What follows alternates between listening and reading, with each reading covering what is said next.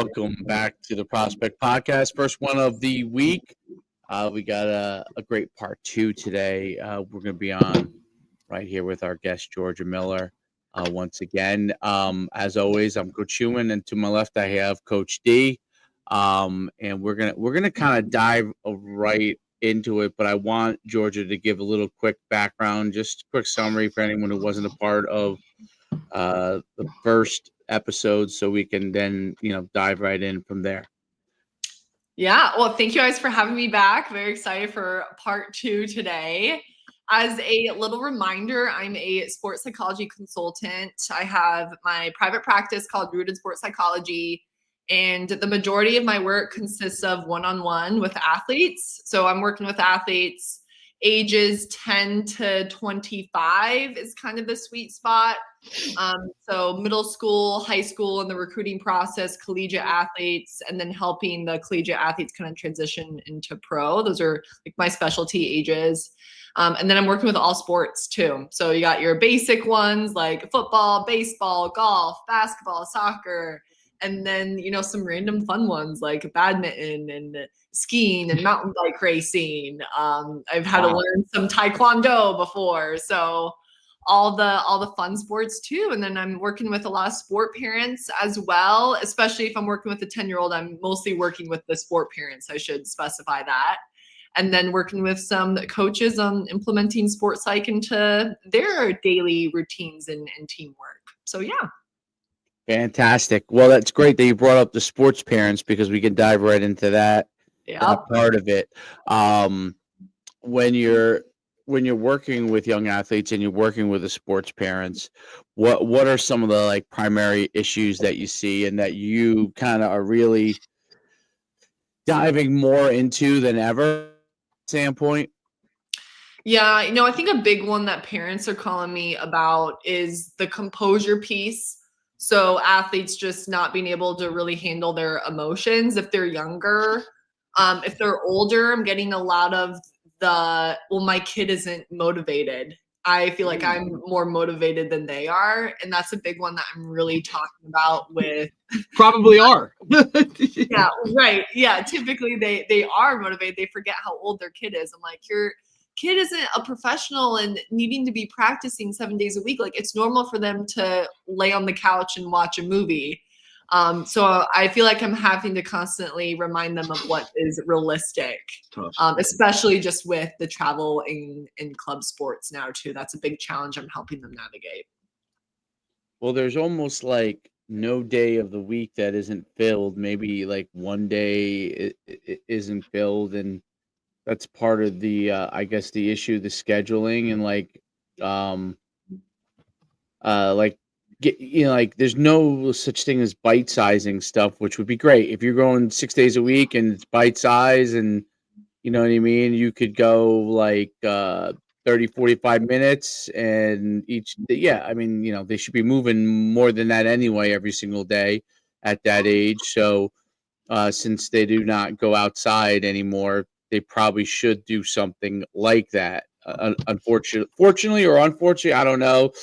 A lot of it has to become structured for them. But as a parent myself, that's one of the things you see. When they're really young, I'm talking before they're playing sports or anything, when they're toddlers.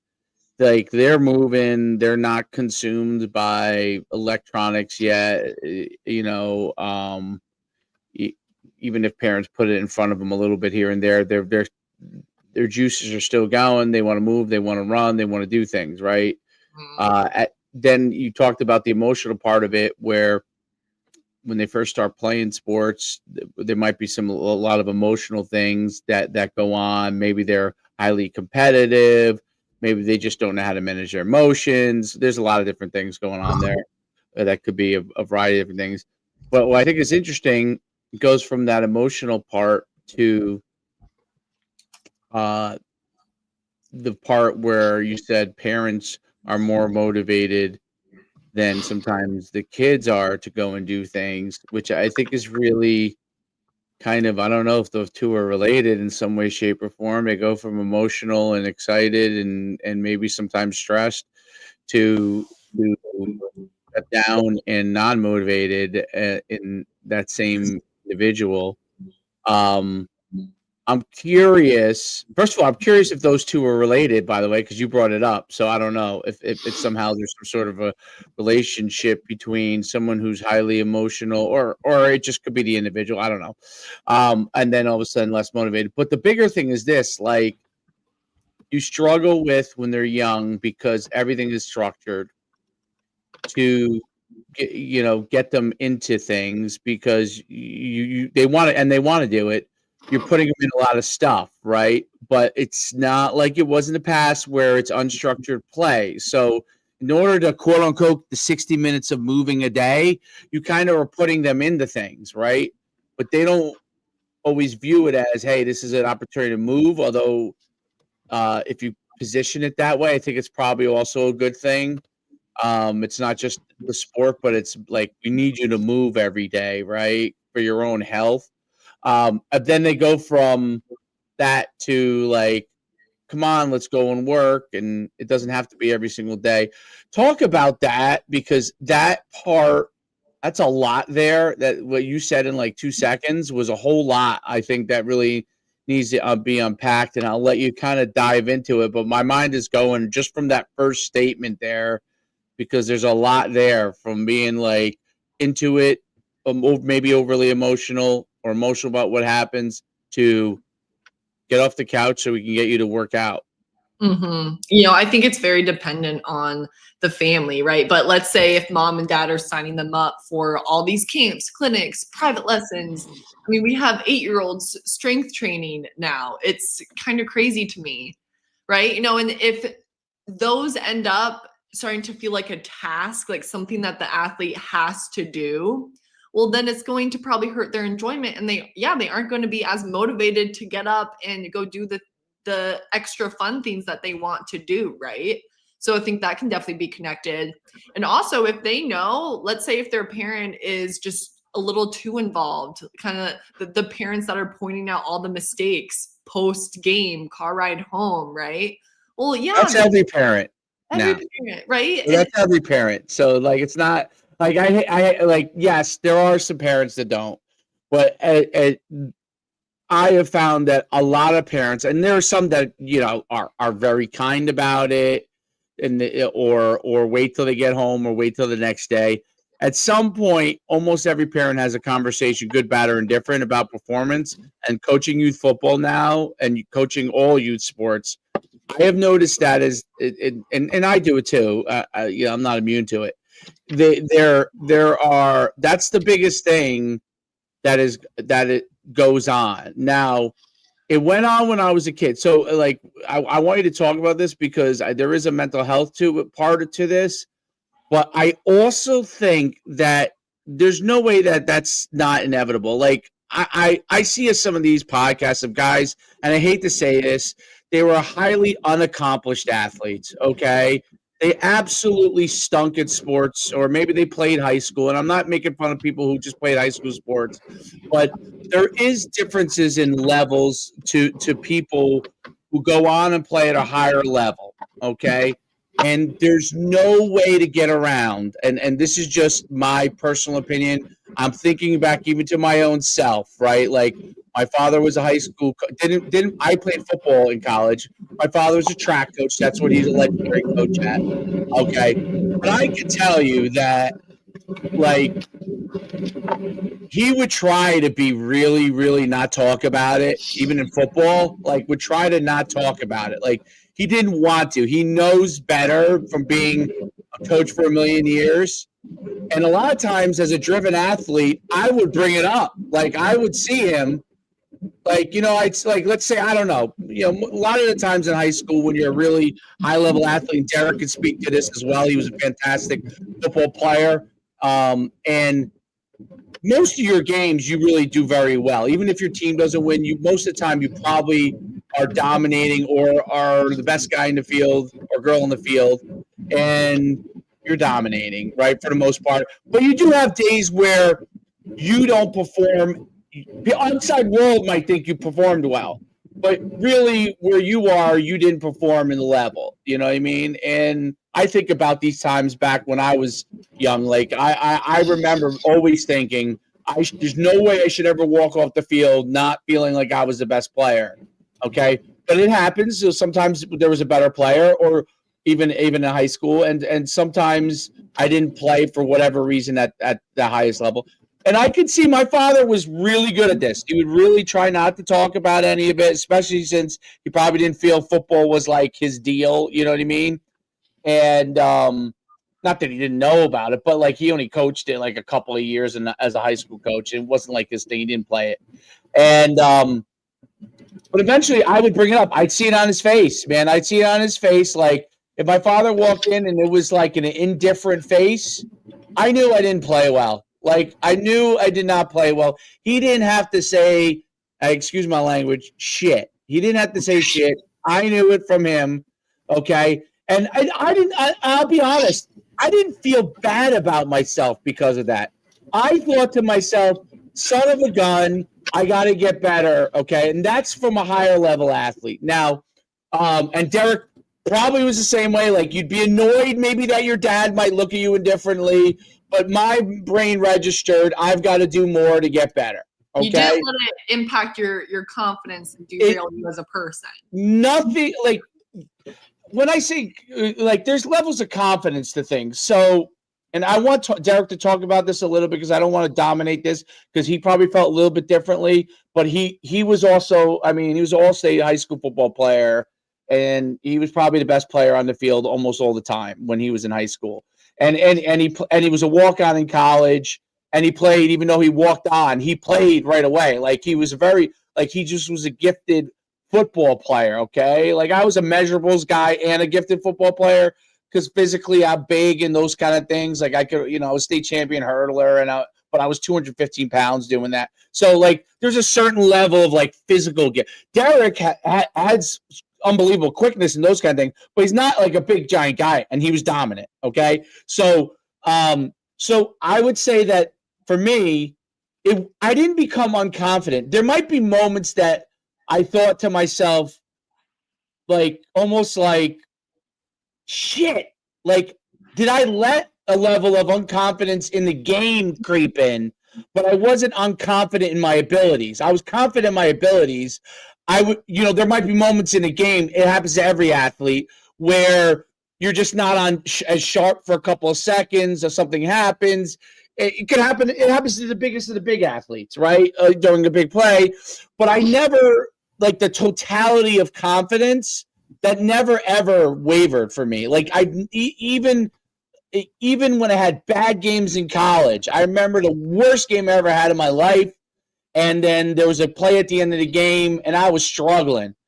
And at the end of the game, I was just like, to myself, I said, fuck everything. It's 4th and 1. I'm going to go make this play. I don't even know where the linemen were. I just ran through and made the tackle. Okay. There were obviously linemen there. Now, why I didn't do that the whole entire game? Probably because they're big, heavy guys were kicking my ass, and maybe I got a little bit unconfident in my skills to beat those guys at that moment.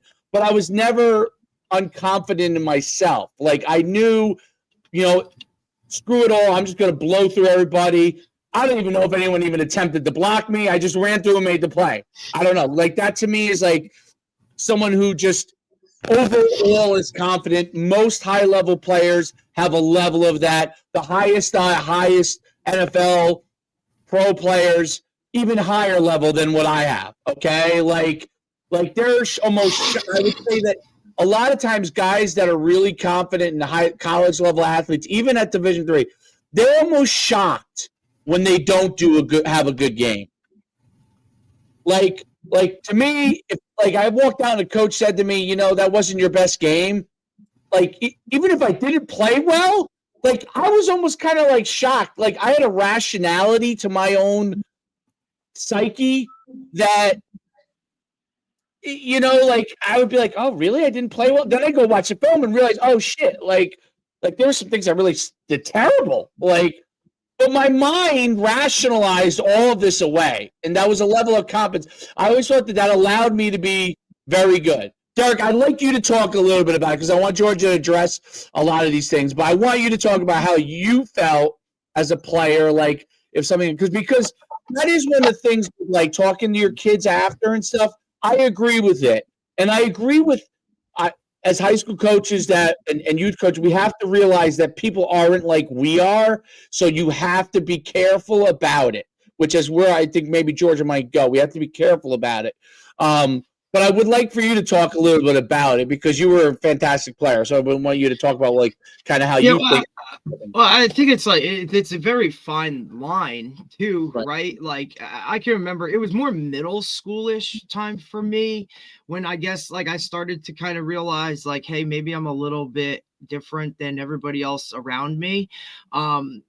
I also, that was up until that point, like most of my coaching in football anyway, was through my father, right? Who was, a pretty good high level athlete himself. There was also a sense like he was also a police officer in the town where we lived. So there was a little bit of that like politicking type of like, oh, Craig's kid is always doing whatever. So I felt a little bit of a weight on my shoulders to always be the best player irregardless so that he didn't have to deal with any of that shit or blowback. So when I look back, like to deal with that as like a sixth grader, or a seventh grader in high school or in middle school was kind of like, wow, that's kind of a lot. Now he stepped away when I became an eighth grader. And then in high school, actually, that's when I think I really started to realize like when it wasn't coming from him, because there was a level of like, oh, maybe I am only playing because daddy's the coach, but as I grew away from him being my coach, that confidence in myself, like, hey, I'm pretty damn good myself. Right. And, then becoming a sophomore and getting to start varsity like immediately with other guys saying, hey, you're the guy. Right. That took my level of confidence to it. But I can remember middle school being a really tough time within the house because not that dad brought it, like not that my father brought it home, but there was just that tension there of, and I don't think it was like play. I think it was more like how I went about it, the attitudes, like just that middle school immaturity type shit that you deal with.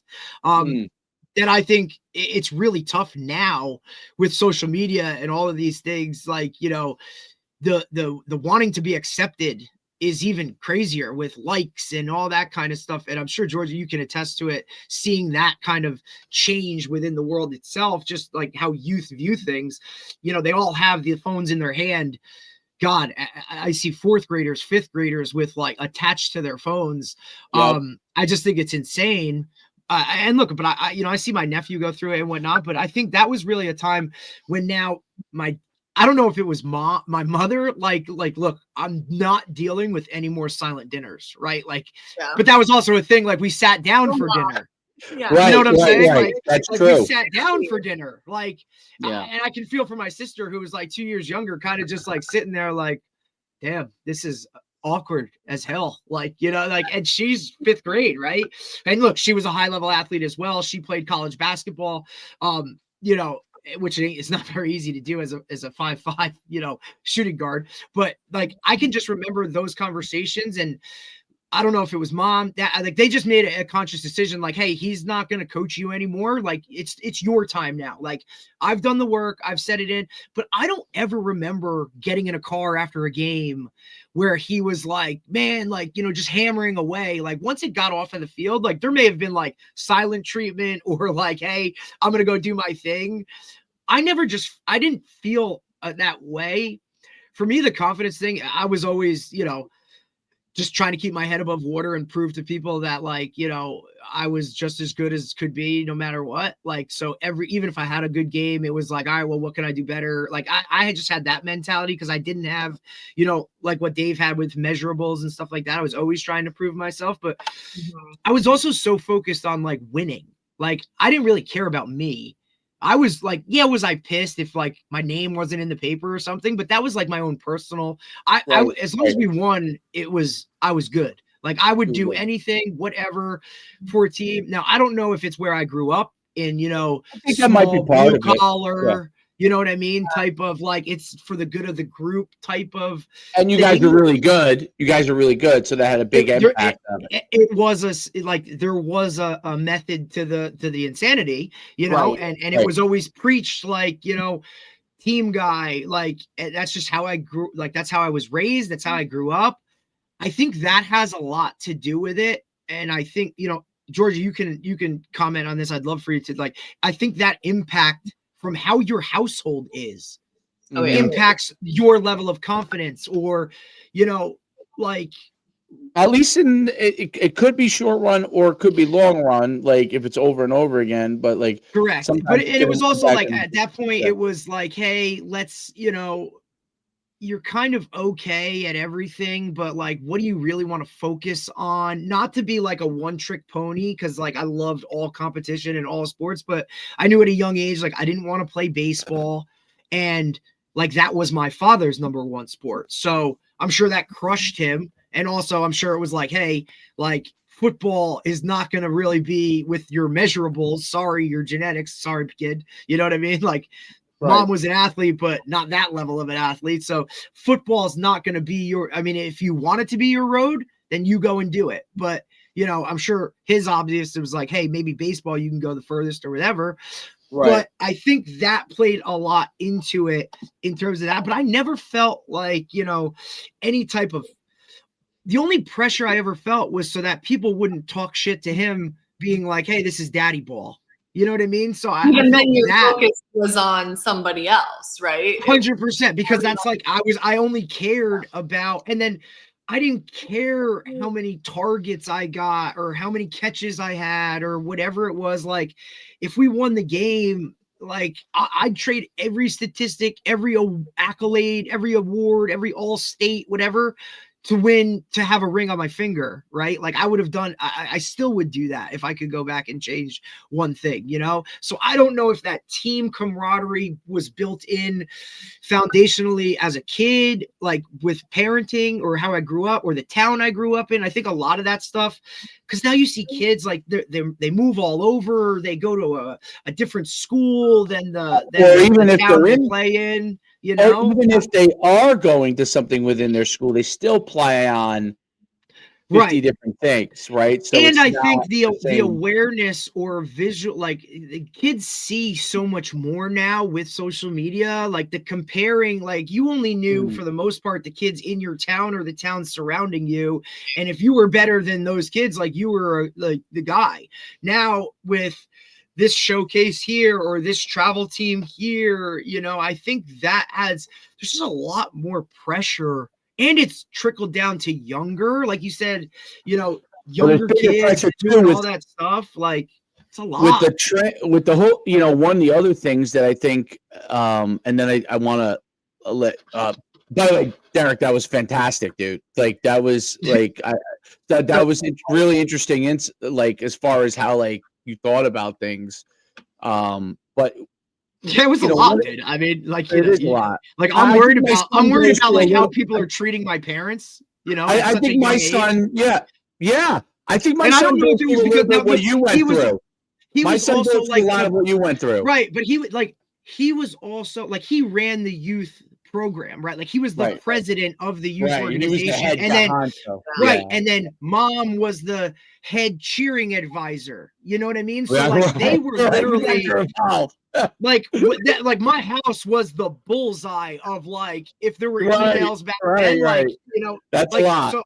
So I also heard kind of both sides of it. You like, hear your buddies too, probably. Right. Like, because of daddy, or, you know, well, so it's my sister got cut because your mommy, you know, the judges for the, you know, cheering team or whatever.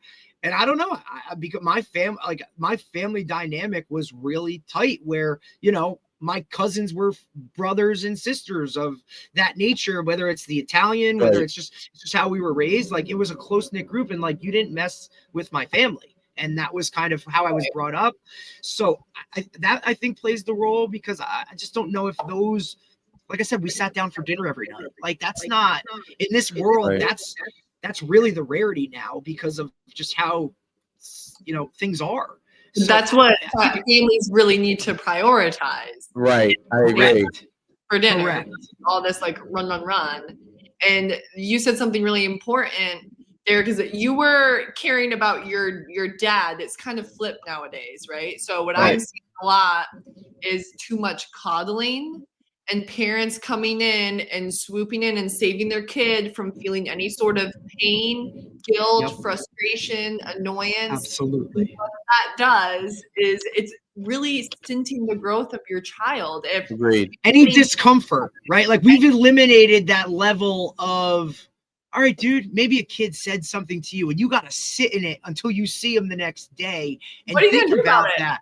Right. Like exactly. And I feel like, oh, well, I'll write an email to the teacher, or I'll confront, I'll go talk to so-and-so's mom when we are in the drop-off line or whatever it is. It's like, these are things, and being in education at the middle school, like you see that, right? And it's, all right, you keep it a fine line of like, don't cross that line, but there needs to be that healthy, almost, I hate to say it this way, but there needs to be a healthy level of bullying, right? Or maybe bullying's not the right word, but you know what I mean? Like it needs to be that little bit of back and forth, because you have to learn you need to learn how to handle some of those things, because not everybody's going to tell you, you're the cream of the crop all day, every day. Like there's going to be critics. Car ride home, it's a crossroads, right? That is your time when you can help them dwell and sit and talk all this crap about coach and their teammates. Right. Or you can help them find a solution. Honey, I am so sorry this happened. You got pulled. You aren't getting that starting position that you want. But what are you going to do about it? Help them find solutions. If they are confident going up and talking to coach, parents, don't do that for them. Rather, help your child, help your athlete come up with a good conversation on how to approach coach, though. Learn how to communicate, right? Yes. Like learn how to have those conversations. Give them those tools, right? Like even and understand that like feeling this way is 100% okay. Like this is normal. Like you're one of the things that I think is yes, definitely. One of the I can't wait till Derek's kids get a little older, because I really want to have some of these conversations when they start to like, not even at 5 or 6, but like when they start to get to like 8, 9, and 10, because I'm curious what he will be dealing with at that point and how we'll view it. I'm just curious, because that's like, because AI coaching them at that point. Yeah, that's true. That actually might make it easier. Coach, how did I do today? Well, your body moved mechanically wrong this way, and so you won't even be able to have a discussion. It'll just be like, well, the AI just basically said I suck without even telling me anything. Well, in my day, you had a human tell you this, but now, here's your evaluation. You're not moving very fast, So that might make it easier, I guess. Listen, this is like a 10-year, thesis paper that we're doing here. Like, you know what I mean? From the time, Dave's son, who's now like 11, 12, moving through that to like where mine, right, where mine's coming through. Like, it just like understanding, like, oh, I can kick a ball at this point, like, who knows where it'll be. Yeah, I'm still in like by the way, the most fun time period is that, like, that when they're first discovering they like whatever their little nuances athletically, like I like to catch a ball, like, and the first time you see it, it's funny, but like this has zero to do with what we're talking about, but I remember the first time, like, I think my son was like a year and a half, and they had this like soccer shots thing. This is where we live somewhere. They start at 2 years old with that, Georgia. Maybe it was 2. Yeah. So we bring them to. We're like, all right, we're gonna start them with this. It'll be fun. So they bring all the kids in, and it's at this like park, and they bring all these kids and they bring them into the circle, and the soccer coach is talking to the kid. I don't know why he's talking to him, but he's talking to 2-year-olds. Okay. And like my son gets up, and we don't know where he's going. He just starts like walking in a different direction. And we realize where he's going. There was a playground right next to like the little field area. He went right into the playground, and we tried a couple times, like, hey, you maybe you should go back over here. And he's just like totally ignoring us. and like going around and he's climbing and everything. And I'm like, can we like postpone this to like next year? Can we get a credit for this? I love that. That's nothing to do with anything we're talking about, but I remember that like when they were little, like that was so funny. Like we're like, oh yeah, he's gonna go play soccer, and he went over to the playground, and then that's what he wanted to do. He wanted to go to the jungle gym and jump around and run around. So, but it's so I would love for you to talk a little bit about like the Derek talked about the fine line. So the fine line and how that changes when they move up and what levels they're at, because I think that that's an important conversation, because I'm telling you, I'm going crazy with all these so-and-so parent analysts that are now all over TikTok. It's at first I thought it was great, like some of these, but I like, as soon as a guy gets on there and says like I played in the JV team in high school, now is given analysis that parents are too crazy or parents are this or parents are that. I'm like, what is your frame of reference as a highly unsuccessful athlete? Now, if you were a psychologist, okay, then maybe like I would be like, okay, cool, you're trained in that field. But like some guy who's coaching youth football is now telling people, or not youth football, whatever youth sport he's coaching, is telling people what is wrong and what is right. And I'm just like, you should not be advising anyone on anything. You haven't done anything, and you're definitely not a PhD in psychiatry, psychology, mental health. Like, so all you're doing is just more confusion into the mix. So go ahead, Georgia, right from there. In parents' defense, they have a lot on their plates. I see a lot of fear of if I don't sign my kid up for this, they're going to miss out. They're going to fall behind. Parents, I know you don't wake up every day and go, oh, my goal is to put so much pressure on my kid today. I know that's not your goal. It comes from a place of love. So I'm not bashing you. There's a lot to navigate in today's world, right? But also, you are not, if you don't sign your kid up for everything, if they aren't playing 12 months of the year, that's okay. Your kid is going to be much better off, I promise you, if they're playing 3 different sports and if you are sitting them down for dinner every night and making time for church on Sundays. You are developing a very well-rounded individual. And I mean, we have so many examples, right? Like Patrick Mahomes, hell, he didn't start playing football until like sophomore year of high school, right? But what happens is if we specialize our kids starting at the freaking age of 2, well, then they're going to burn out by the age of 14 and reach their peak. They need to be developing other muscles. They are not missing out. Trust me, don't listen to all the noise and the chaos of I have to sign my kid up and they have to be playing travel sports at 10.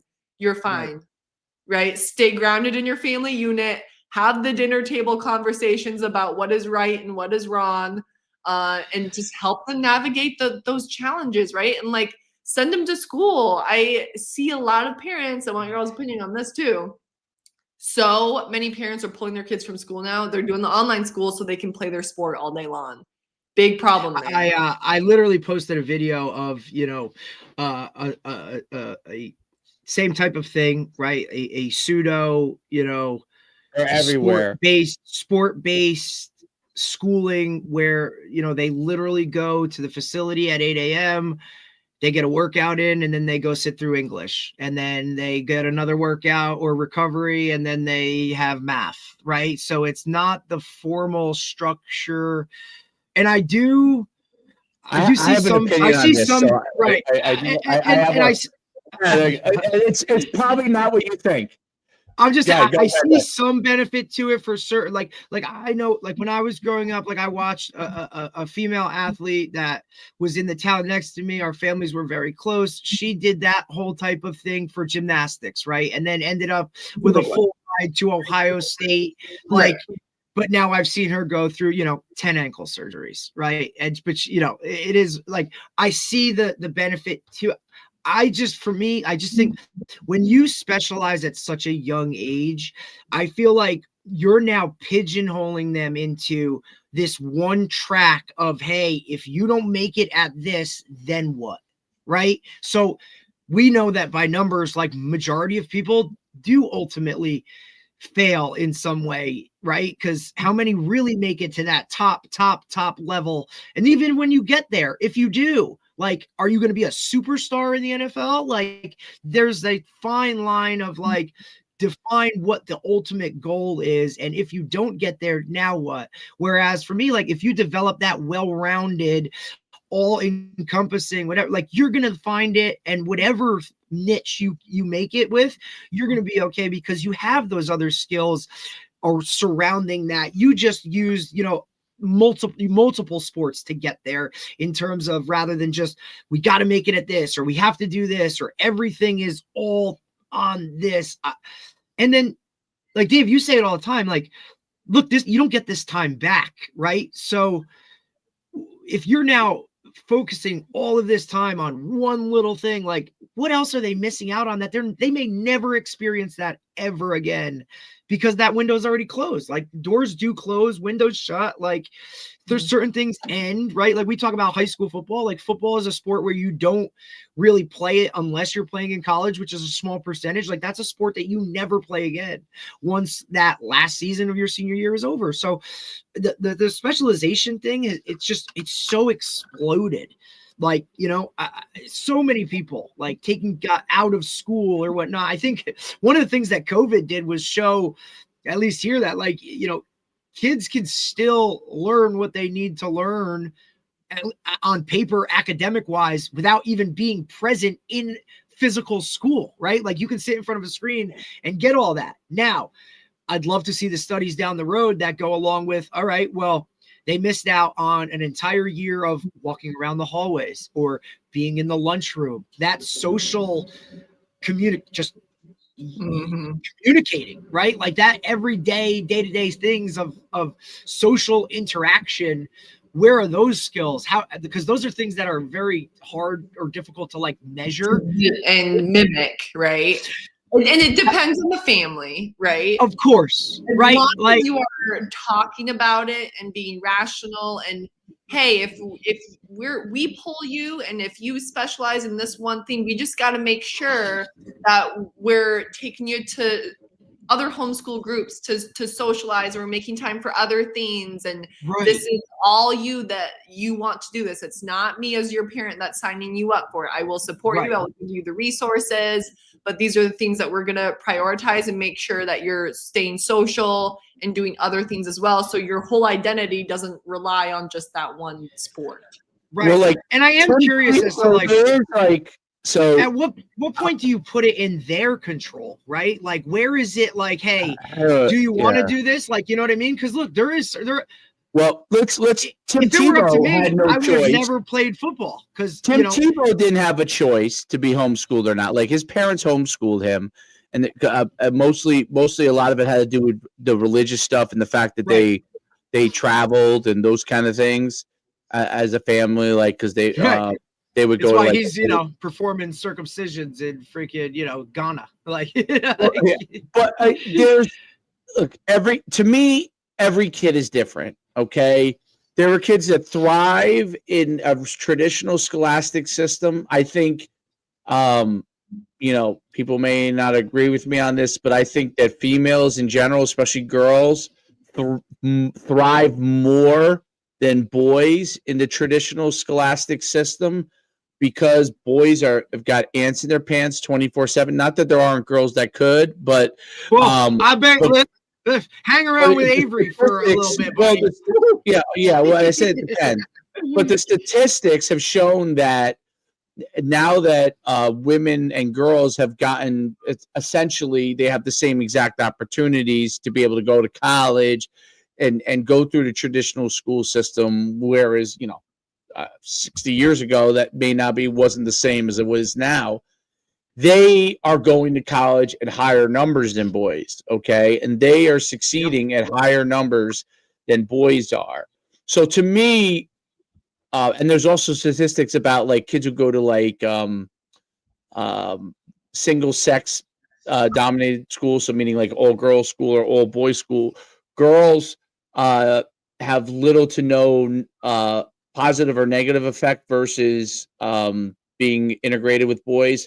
Whereas boys, believe it or not, when they yeah. are on their own and they're not influenced by girls. I shouldn't even influence, wanting to date or whatever it is, right? Especially when it gets to be teenagers. I'm sure it's less of an effect when they're younger. When they're younger, it's probably more about the fact that boys want to get up and move around, can't sit still. But as they get older, it's more, hey, I want to date her. How does she feel about me? And girls have that too, okay? But I think that they thrive a little bit more in that environment. Boys seem to do better in a single sex school environment. And I'm not advocating for one way or the other. I'm just kind of going off of what, like, some of the statistics that have come out. Just some of the stuff that I've read. So one of the things I think is interesting, like, and reason why I bring up like Tim Tebow or bringing up homeschooling, my thought on it, I used to, like, I grew up, like, I was like, hey, I was a public school kid. Like, my kid now goes to Catholic school. Even there, I still think that there's things that the school system, just listening to his personal interactions. Okay, I'm going off a little bit of that. Like some kids could use different types of environments, and I think the school systems are all even Catholic school is more conservative. They gear it more towards religion, which is great. You know, as a person who's more religious like myself, you know, like, that's great. But it's still, there's still a structured level to everything, and the way that schools are structured in general, to me, and I felt this way myself when I was in school, even though I did well, I was a very good student, all those kind of things. I felt boxed in. I felt like it wasn't like stimulating my mind. It wasn't, I could get really good grades on a test with very little work. Okay. Teachers would be teaching things a lot of times to the lowest common denominator versus the highest common denominator, right? And I was in I don't know what they call it now. Maybe it's AP. I don't know. You know, I'm old, so I don't know. But like, they used to call it advanced classes when I was in school. Okay. So like the advanced group. So even there, I was just like, so there might be classes I wasn't as interested in, or there were classes I was more interested in, a teacher I liked or didn't like. But the structure to me was really, really low. It was a low interaction environment, the public school system, outside of when we had interaction directly with the other kids at like recess or lunch, or even like gym, where it's kind of a little more casual, right? And I thought, and I still think that does not foster like brilliant minds, okay? And for people like me personally, I'm not talking about my career, but me personally, like, I would have loved to be able to do in high school. I don't know if I would have loved it as a youth kid, but in high school, I would have loved to be able to, hey, you can get your workout done at this time, and I could spend a little bit more time in my sport, maybe like they do in Texas or whatever.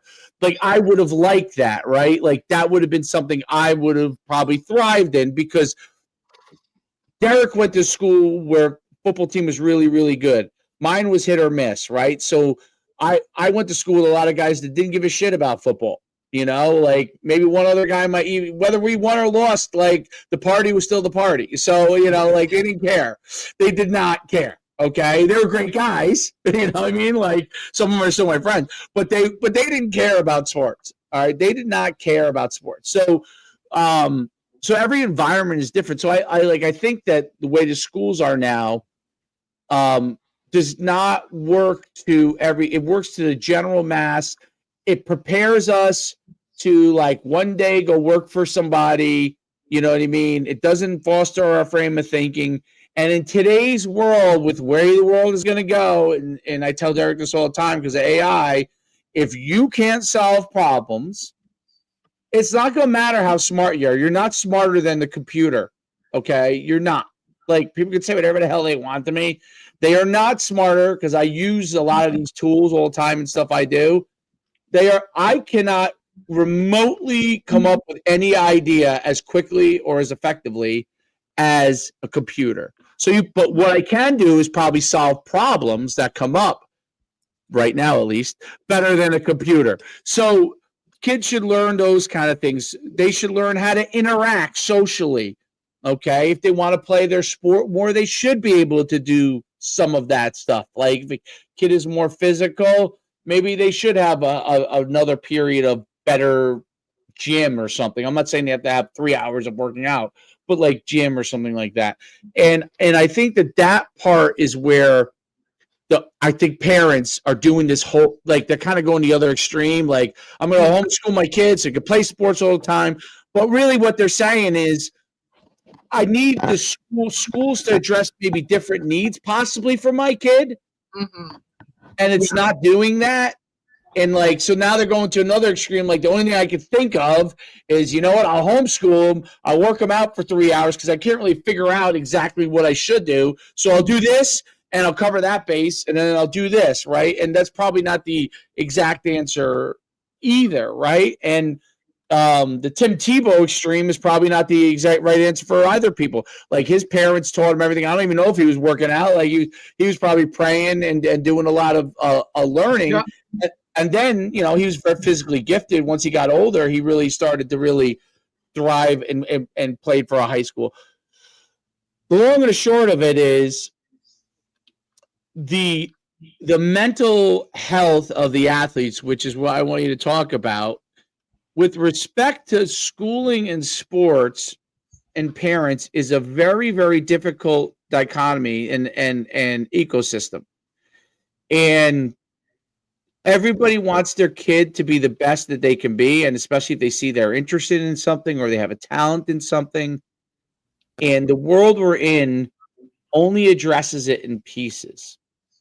So that's where you see a lot of parents go off the rails. Like, we need to be every weekend at this thing because, you know, you're in school 5 days a week and you're there all day long and we need to play more. Well, the truth is, going back to like Tony Holler and stuff, like if we were able to microdose them for 30 minutes every single day, let's say we're a baseball player and he got his swings for 30 minutes here during the day, and then he threw for 45 minutes the next day, and I'm just using this example. Mm-hmm. Well, maybe they wouldn't feel the need to squeeze in 90,000 innings of baseball on the weekend because they feel like they're squeezed during the week, right, on stuff, right? And that's where the dual sport athlete thing gets kind of screwed today, which drives me nuts. Like you want your kid to be able to play as many sports as he wants, right? But then he goes and says, I want to be the best quarterback I can be.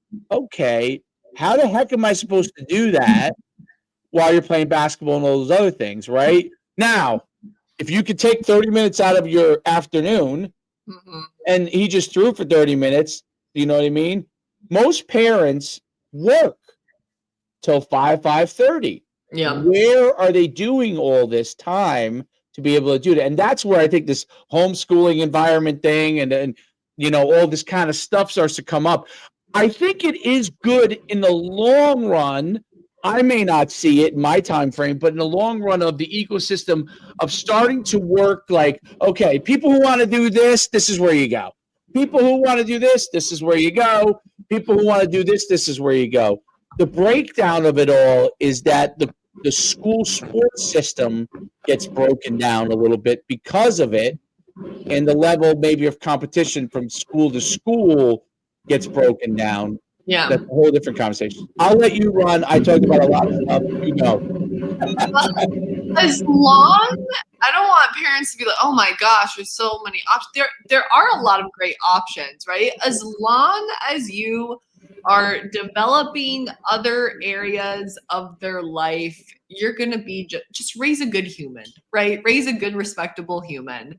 The problem that I see when parents pull their children and they're doing like the online homeschool, they need to be intellectually challenged, right? If they aren't intellectually challenged, then, well, what are they doing after sports? They have these awful grades. I'm working with a lot of motocross guys, and they can't spell the word orange. You know, it's because they Does that matter anymore? Spelling the word orange. Well, I'm just asking. I'm not being facetious. I'm actually saying it because I could look it up in 2 seconds and say, how do I spell orange? Right. But is that teaching you how to do these bigger problem solving skill, like on a bigger Maybe not. I don't know. I'm asking. Yeah. right? Yeah. Like as long as you, right, like you're working on their mental, you're working on their physical, working on their social, just being a good human. There are multiple paths to do that. And the schools, I've seen this in some public schools now, which I love. They're allowing the athletes to have like a class count as their sport. So I like like that. their 7th period, that's like their sport, and that's when they start practice. Which is kind of the Texas model. And I literally watched a press conference yesterday with Neil Brown, who's the new head coach at North Texas. And he talked just about from his coaching moves from around the country and where he's been. They picked North Texas based off of the opportunities for their 14-year-old daughter, 10-year-old son to be in a school system and a school setting where sports were a part of it, right? Where that first period of the day is your sport. And you just see, and we talk about it on the podcast back and forth, and we compare and contrast with coaches at all levels from other states. And when that is incorporated into the quote curriculum formally, not just sprinkled here or an option here, when it's focused on, the numbers are drastically different when it comes to it, right? And that's across the board with sports. It's not just football. It's all sports. It's male, it's female, it's across the board. The numbers are just different, which now in my eyes, that adds to the academic piece, because look, you're talking about middle school kids who are pent up and they have that energy and whatever. You get that out of the way the first block of the day. The level of focus on now your academics, whether it's math and I hate math, or whether it's science and I hate science, it's just a different level of focus because they've done already what they've wanted to do. You know what I'm saying? Or it's not it's forced on them, but it's also give and take. It's a great balancing act. And look, we can look at the science of it too, and say that, the way you act or feel after physical activity, the endorphins that are released and all that stuff, like there's a reason in elementary school you still have recess. Like it's still the Spartans had it right. Sound mind, sound body. 100%, brother. Like I just think that's so years big. ago. You know what I mean? Like they figured that out thousands of years ago. But listen, I want to let Georgia continue.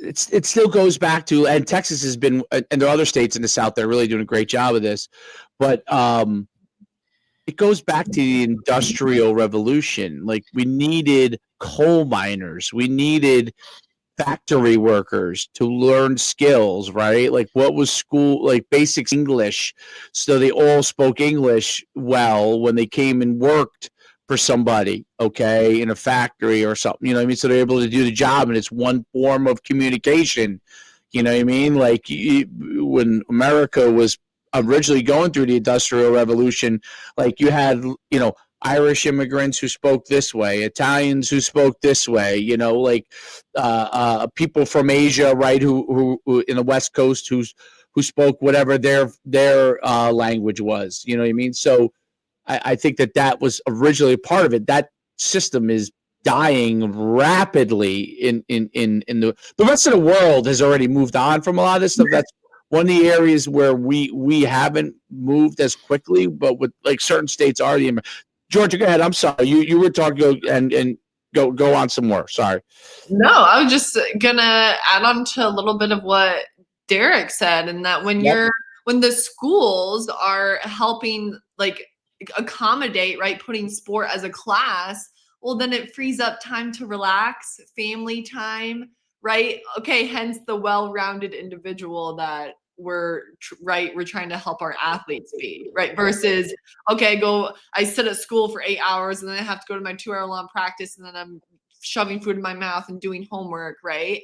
So I like that the schools are starting to do that, especially when sports teach kids such great life skills too. Yep. When I'm working on with athletes, like focus and confidence and managing perfectionism and pressure, performing under pressure, right? All those things just apply to other areas of your life outside of sport. But I mean, Great point. you Yep. said it though, Derek. We're helping athletes solve problems, and Right. that's what connecting back to parents. Parents, that's what you want to help your athletes do, is just help give them the tools. If you need to hire a sports site consultant to help them do that because they don't have the tools, right? You need to get them a mentor like one of you guys, then that's what you provide them, the resources. You don't solve it for them. You give them the tools to do it. I think that's dead on. It's very, very important that the kids have an opportunity to learn those skills. I think you said, really, really well, is, help them be a great human being, right?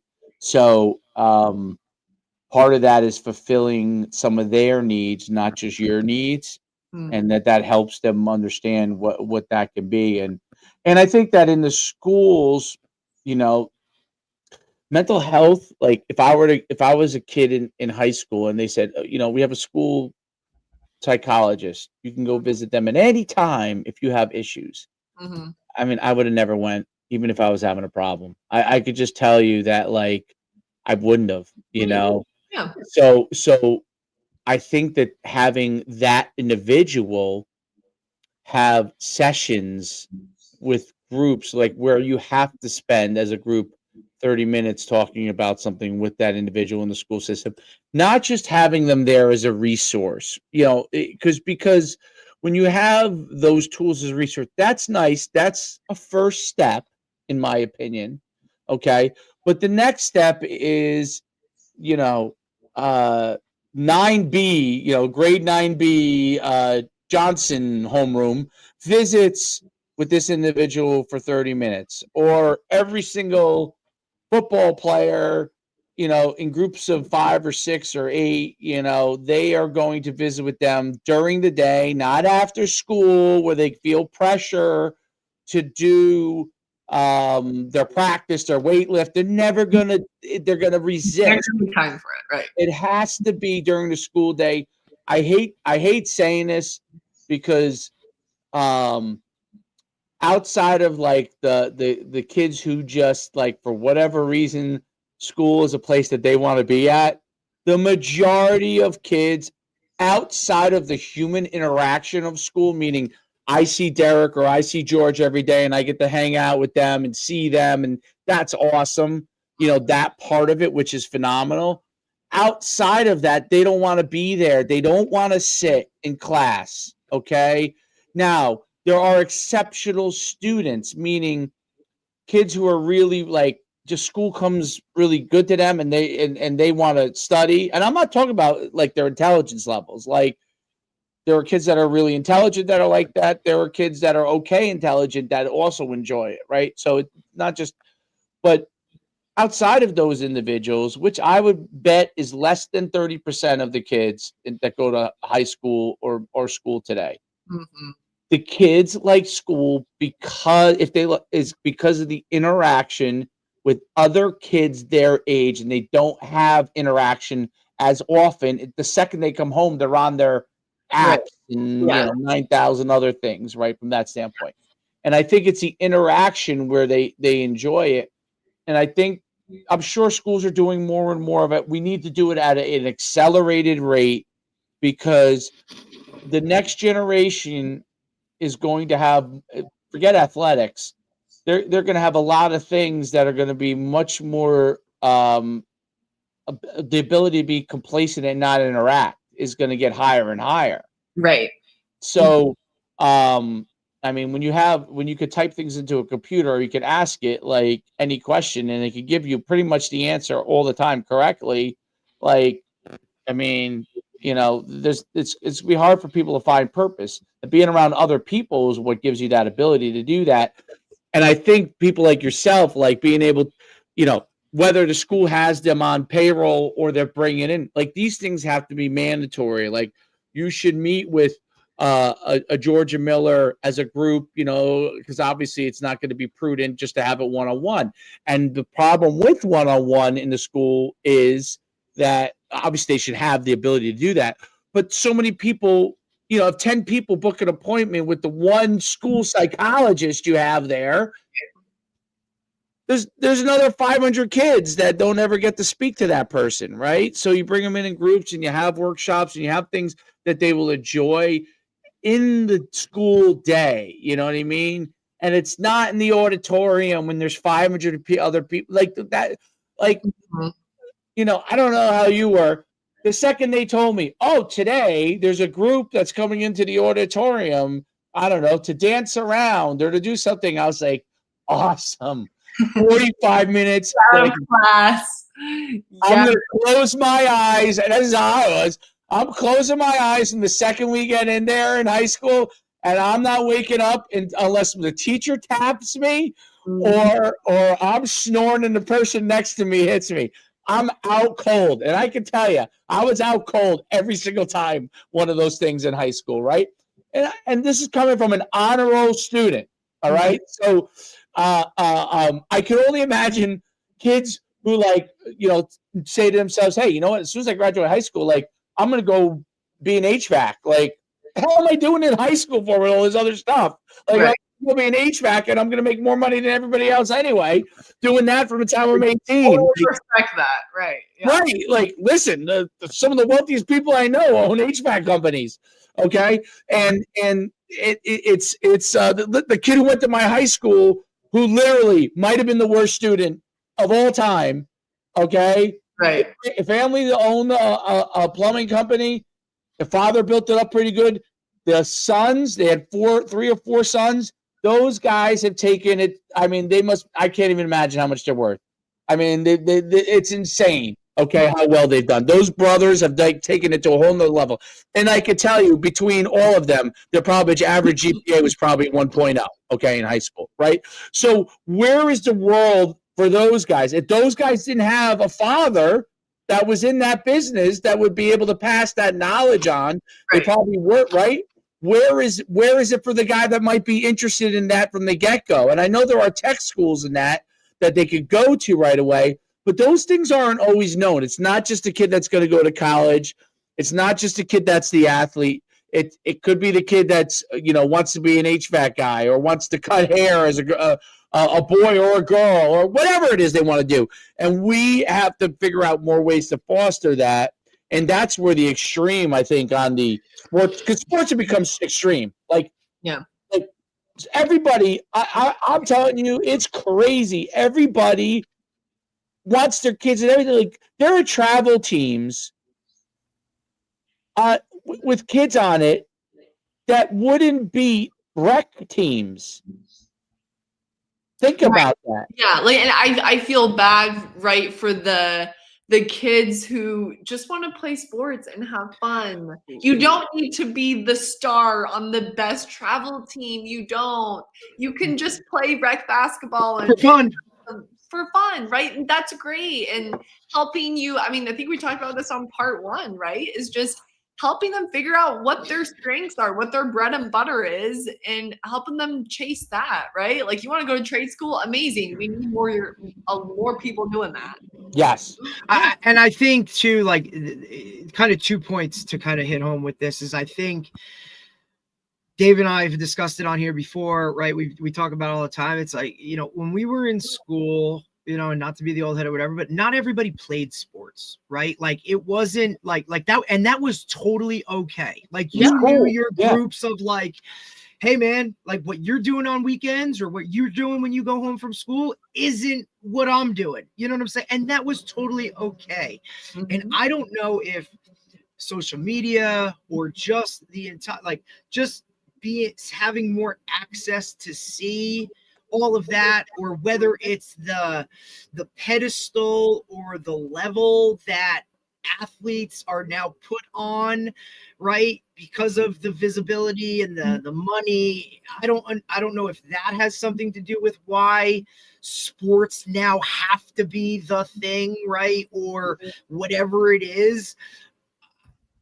Look, it used to kind of be like, if your town wasn't really, like, if you didn't have some of that stuff, like, then you just didn't do it. Right? Now you can easily just, you know, oh, well, you know, we can go on to this town and play basketball here because, you know, they have the team. Like, it just wasn't such a almost like a rite of passage that you had to play sports. And I feel like now that's such a big thing. Like, I want to get my kid involved. Well, the first thing everybody thinks about is sports, right? And I think I might have a when you take away phys ed, when you took away phys ed throughout the United States, okay, and to me, that was the beginning, okay, of when that became. Now New Jersey and Illinois still have it as mandatory. I'm correct, right? Yep, still need 4 years of phys ed.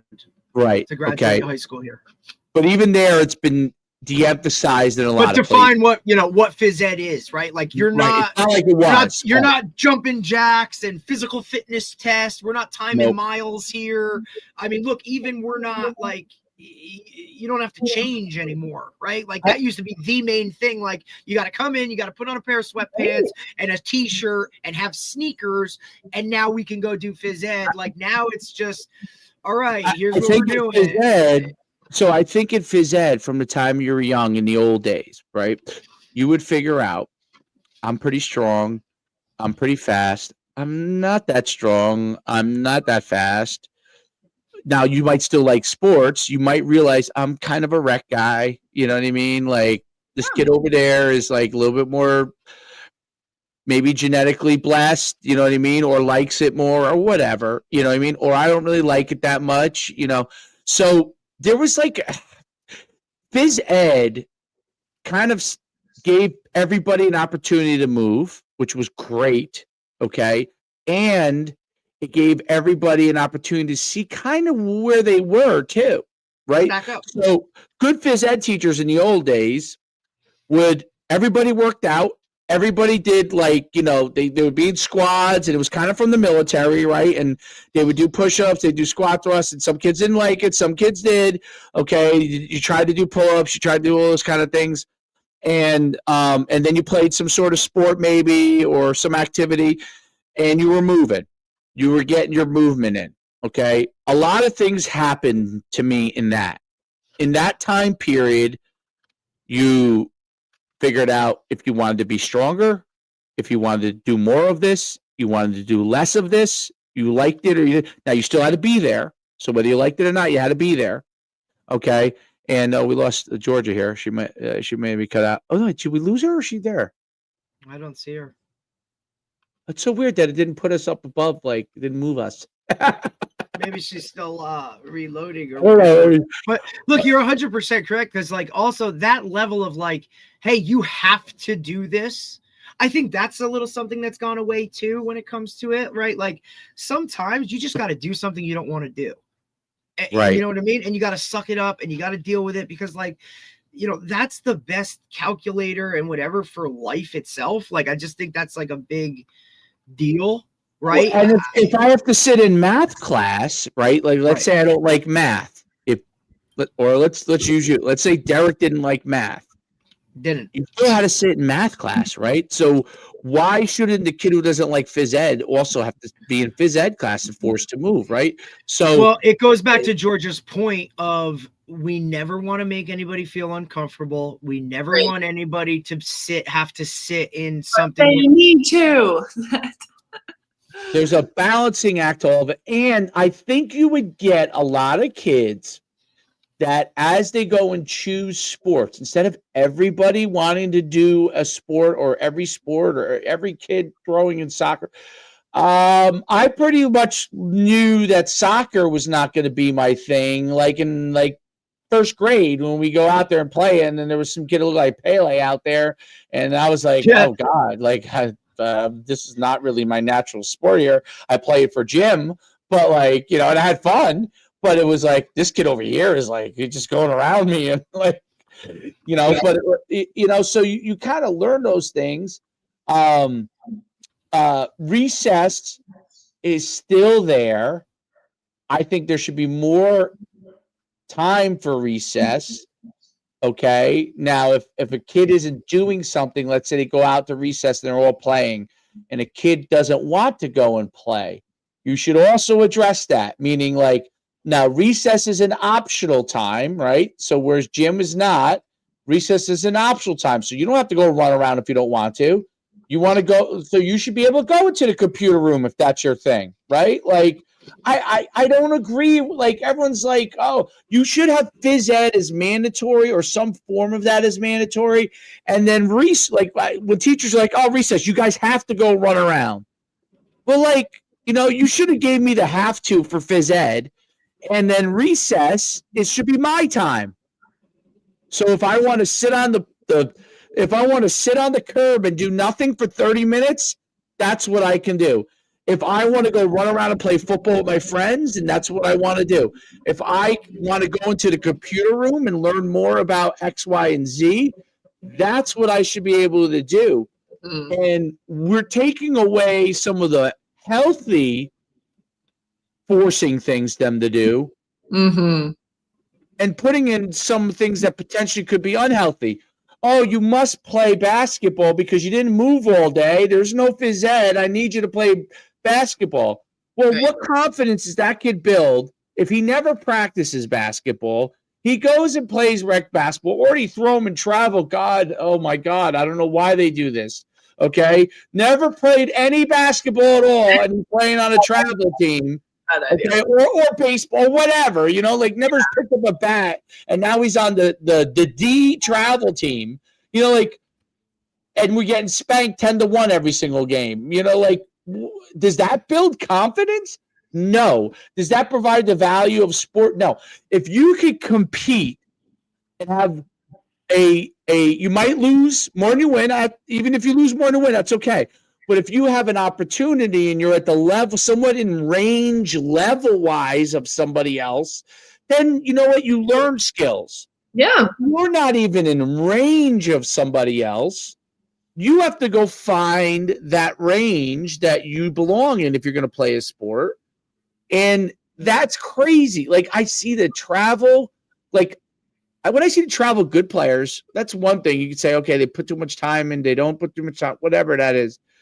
The thing that's crazier to me is, why would you ever put your kid who is nowhere near good enough in a travel situation to go get their butt kicked over and over again? That definitely does not build their confidence. No. Yeah. And confidence is built by doing hard things, right? Correct. But we also need to be realistic within that. Yeah. Hard without, if you haven't practiced a skill and then you go and play in a game and it's not rec. Rec is where you do that to me. Rec is where me and Derek are first time playing a sport, and everybody else is like first or second time playing a sport, and we're all out there and we're all clumsy, and that's okay. We're learning this thing, and the coaches are positive. It's a really good. And if for some reason there's a rec team of kids that are really good, and that team's dominating everybody. My thing as the rec director would be like, you know what? Next year, some of you guys either have to break apart, or you maybe should go play some travel, because you might be so far above everybody else that it's crazy, right? And you start to see that too. And that might be a harder conversation, but the rec should be where the kids are trying things for the first or second time. You should never throw your kid into travel if he has not done some level of work in that sport to be able to go against somebody who they might have been practicing this sport for a long period of time. That definitely does not encourage him to do it and want to become better. Rec will, like a little bit of success, and we've got to create so many levels of teams just so everybody can have a chance. The kid who's on the D team is going to quit the sport within a year or two, because he's going to get killed. Yeah. I don't even see the value of it. And the other parents, I think some of them pretty quickly realize that my kid doesn't like getting his butt kicked over and over again. You know what I mean? I don't know how we solve that. And, you probably work with a lot of kids that are more driven and more than likely their parents are more driven. There's kids that never even go try that sport again. We don't know if they could have been good if they just played rec for a few years or a couple of years. Why are we doing that part of it? You know what I mean? And we should not, in my opinion, overly chastise the travel parents that their kids are pretty good. They want to go and they want to go crazy. Go crazy. That's the way I look at it.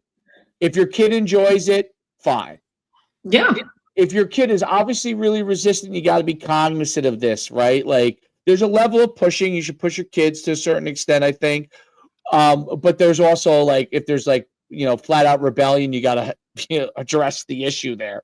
So if they really want to do that sport, but we should also like not like try to make the people who feel like they should play travel if they're not in travel, and we should not chastise recreation. Like recreation has a purpose. I absolutely hate this. Towns have thrown their hands up with recreation and refuse to hire someone that will be the politicker and the advocate for rec sports. If you're in a town and you hire a person to be the rec director, they have to be more than just a person that schedules fields. They have to be a person that champions recreation sports for your town. And when I mean champions it, like when there's registration for Little League Soccer, whatever you call it, that person is there shaking hands with people and saying, we want you to play recreation if this is your first time. Okay?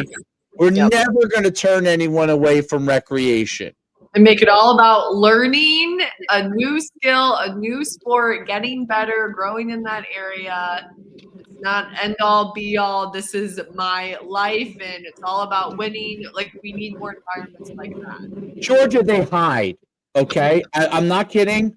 The recreation directors hide. They don't want to deal with parents. Right. So they send emails out and they hide. Yeah. Like we run we run a 7-on-7 club, okay? Parents all know who we are. They all know who we are. That's the difference with the clubs part of it, right? Good, bad, or indifferent. This is why parents do join clubs. Because the guys who run the clubs for the most clubs, I'm not saying all of them, but a lot of times there is an individual that you are a group of individuals you're dealing with. You know who those recreation people, because they were tired of getting emails and tired of getting calls and maybe not equipped skill set wise because they were hired by the town and they're really hired to schedule fields. Okay. They got tired of it. So now they just they're not out in front. Very few of them are out in front, and the recreation programs died. Recreation directors have to be the face of the recreation departments in your town. In my town that I grew up in, okay, I knew who the recreation directors were, and the person who was in charge of every single recreation sport, I could tell you who they were. In football, it was Tony Alia. In wrestling, it was Jim Dempsey. In baseball, it was a variety of different people. It was the Salernos. Then it was a lot of different people every single year, right? You knew who they were, okay? You knew it was Babe Liberty, who lived across the street from me. All right, you knew who the recreation director was for each and every sport, and you knew who the town recreation guy was. When I was a coach at the high school level, the head of recreation was Bob Galanius, who played high school football at our high school. Everybody knew who Bob was, okay? Bob was out in front. Now, he's no longer there. He's probably retired now, right? But he was out in front. That guy would be at everything, whether he wanted to or not. And recreation sports thrive I don't know how it is now in my town, but when I was coaching there 20 years ago, it thrived because of that. In 20 years, more and more of that has changed, that psychology of that. All right, I got one final question because we've taken way too much of your time, and I've talked way too much. So has Derek, which has been great for me because it fills my ego. But I haven't let you talk about it. I want you, if you have your world of things that would help athletes grow throughout their sports experience, Georgia Miller's perfect world of what would help them improve their psyche, help them be able to continue to develop from a mental standpoint and enjoy and succeed in the sports experience? Yeah, that's a big loaded question. I think we need more competitive environments. I support the trash talk. I think it's all about me, my mistakes, my errors, my stats, my playing time. And to counteract that, I think two things. We need more competitiveness in practice, more scrimmages, more competitive games. If you guys lose, you're running suicides. But okay, you're gonna get right back at and have another chance at it, right? Like, let's teach athletes how to compete. And then also just with parents at home, right? I think it's just some simple applicable things. Sit down at dinner every night, talk about what went well, what you're grateful for, and what could have gone better, and what you're going to be doing the next day. I don't think it needs to be the super complicated process. I think it's just a lot. Let's just have more open conversations about it. Let's build our awareness up. That way we don't get so internal and bottled up and all selfish. I think it's just about, let's keep the team first. Let's keep loving other people first. And parents, ask the open-ended questions, get your athlete thinking, get them problem solving. And the difference is those small habits make a big difference in the lives of athletes. The sport psychology and the assistance of athletes and their well-being, what should be more done? What should be less done from that standpoint? My belief is that helping them understand their thoughts as early as possible and what it means is really, really important in getting them to stay in the sport. How do we improve that aspect? Yeah. I think it goes two ways for me, right? Like, when I'm working with 10-year-olds, I'm like, oh, this is great. I'm planting these nice little healthy thinking seeds for them. And then another part of me is like, shouldn't they just be having fun? Like, why do they need a sports psych? So I go back and forth. It definitely depends on the family and that individual athlete and what they're struggling with. But you need a sports psych if you're in my household, definitely. Yeah, right. Like, I might need one. Sports, right? Like, kids are like, what is sports psychology, right? But right, I think just starting small with them, like the self-talk, right? If you're telling yourself you suck, well, that's not making you feel very confident and move you forward, right? We can start small ways, but also I think there's a big stereotype behind it, right? Like, oh, just because I'm seeing a sports psychologist, that mental performance coach, that means something's wrong. No, it doesn't mean something's wrong. I'm literally a coach. I'm just a coach for your brain, and we're figuring out how to make your thoughts work for you, not against you. Well, Georgia, I think that too, like in itself, right? Like, I think that talking to someone more of on a one-on-one interaction basis, right? Call it whatever you want, is something that every child, every parent, like everybody should do in general. But because for so long it's been tied to some type of stigma or judgment zone of whatever that is, I think that kind of shies people away just in the wording itself, right? Like using the word, psychologist over, hey, it's my mental performance coach, right? Like just calling it that in itself.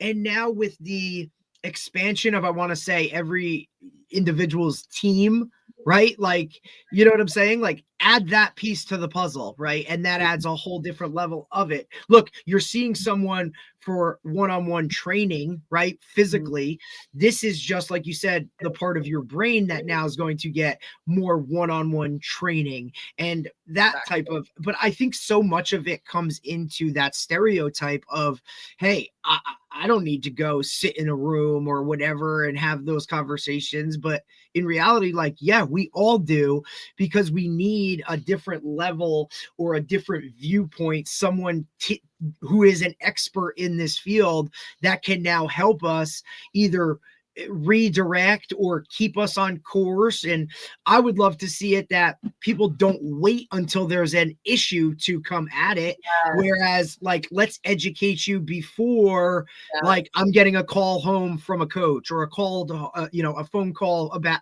from your teacher of whatever's going on. Let's globally teach these skills to every child as part of a school curriculum, or Agreed. coaches should have this conversation with that preseason meeting with parents. And hey, your job as a parent is to have these conversations and to help fester and foster and teach your kids these skills, so that now Maybe we're not running into these psychologists issues should down the road. talk to the parents. That would be That's because I think that's where most of it comes from. because coaches get caught.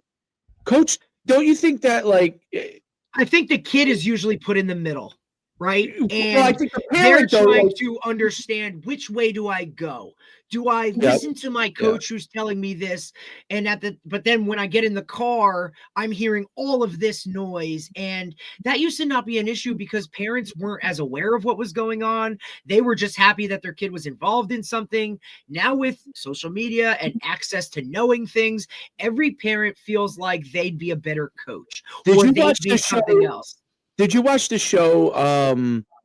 I definitely think I'm a better coach than most of the people that coach my kids. So I could tell you that I think I'm, I admit to the way that I think about things. You know what I mean? Like Derek knows. Like I'm pretty forward about how I think. I'm not always going to interject or even interject what I think about it. But in my head, just the way that I am, just my mindset, like I'm already thinking like this should be this. Maybe it's from playing and coaching, and that might be different than other people. Oh, you're on mute, David. Have you seen the show Billions? Yeah. Derek, you watched the show Billions with Axe? Yep. So there's a show Billions. It's about a guy who runs he's incredibly successful hedge fund owner, and he's really, really aggressive, and he's controversial. Okay. And we're talking like at the highest level, like crazy high level of drivenness in him. Okay. Like beyond anything that even I could think of. And, like we're talking high level. He has a lot of those workers that obviously work for him that also are making a lot of money, incredibly driven, different varied levels of talent. They all work in this like group. They have a psychologist on staff full time. She's a big part of the whole show. It's what I find so intriguing about it is she advises him and she too. Okay. Now he hires her. So I guess in the end, you would always say that she might be more loyal to him. That's always kind of the part of the issue of the show. Like, how does she maintain her independence within the fact that he obviously pays her an insane amount of money because he wants them at a high performing level. She is the second highest paid person there because her job is to keep everybody on point, address their issues to make sure that their performance is at a high level. Right. I mean, and they could go to her for anything like divorce, I thought I was a heterosexual. Now I'm a homosexual, anything. And she addresses all of these things. Okay, as their personal coach, as a psychologist. All right. And here's what's interesting about it. She's the middleman. Okay. The coach, the head of the hedge fund, which we would say like is the coach of the team, the CEO, he is not there for that purposes at all. His job is to keep them on task in the role that they have to make sure that they're doing the job as far as making money. And that psychologist is the person who manages emotions, feelings, how they're able to keep on task, what's going on in their life. And that, to me, in the long run with athletics, is the most important thing as you move up. And I think high school is the first time where you really kind of need that. You need that person in for all sports available to the athletes, because that way the coach, the hardest part of the coach nowadays, because parents are so involved, okay, is that part of it. Like, I've got to address the psychology of the parent. I've got to address the psychology of the athlete without having any that experience at all. It has to be natural to me, right? Or anything I've read. I'm reading, as coaches are reading 9,000 books on performance, trying to give themselves a PhD on these things. Okay, when there is somebody that could be available that has that could be the go-between for the parents, not just the athletes, but the parents to go to, because that enables them to help their kid and interact with the coach. One of the things as a parent, one of the biggest things they say, they have questions about is, when do I go to the coach if there is an issue? They don't know when to go to the coach, when not to go to coach. There are some parents that way overstep their bounds or go to the coach about every damn thing there is. Okay. And there's some parents that should go to the coach about something and never say anything and walk away disgruntled because maybe they could have addressed something. I'm curious your thoughts on that role within schools. I'm sure in colleges, they're at the highest level, they're starting to do it more and more, because you can't see these things. Like, I can never unwatch what I saw with Billions and not think that that's how people should have to be able to learn. It's not a human resources person in a company. It's an actual psychologist that helps you with your performance. Georgia, go.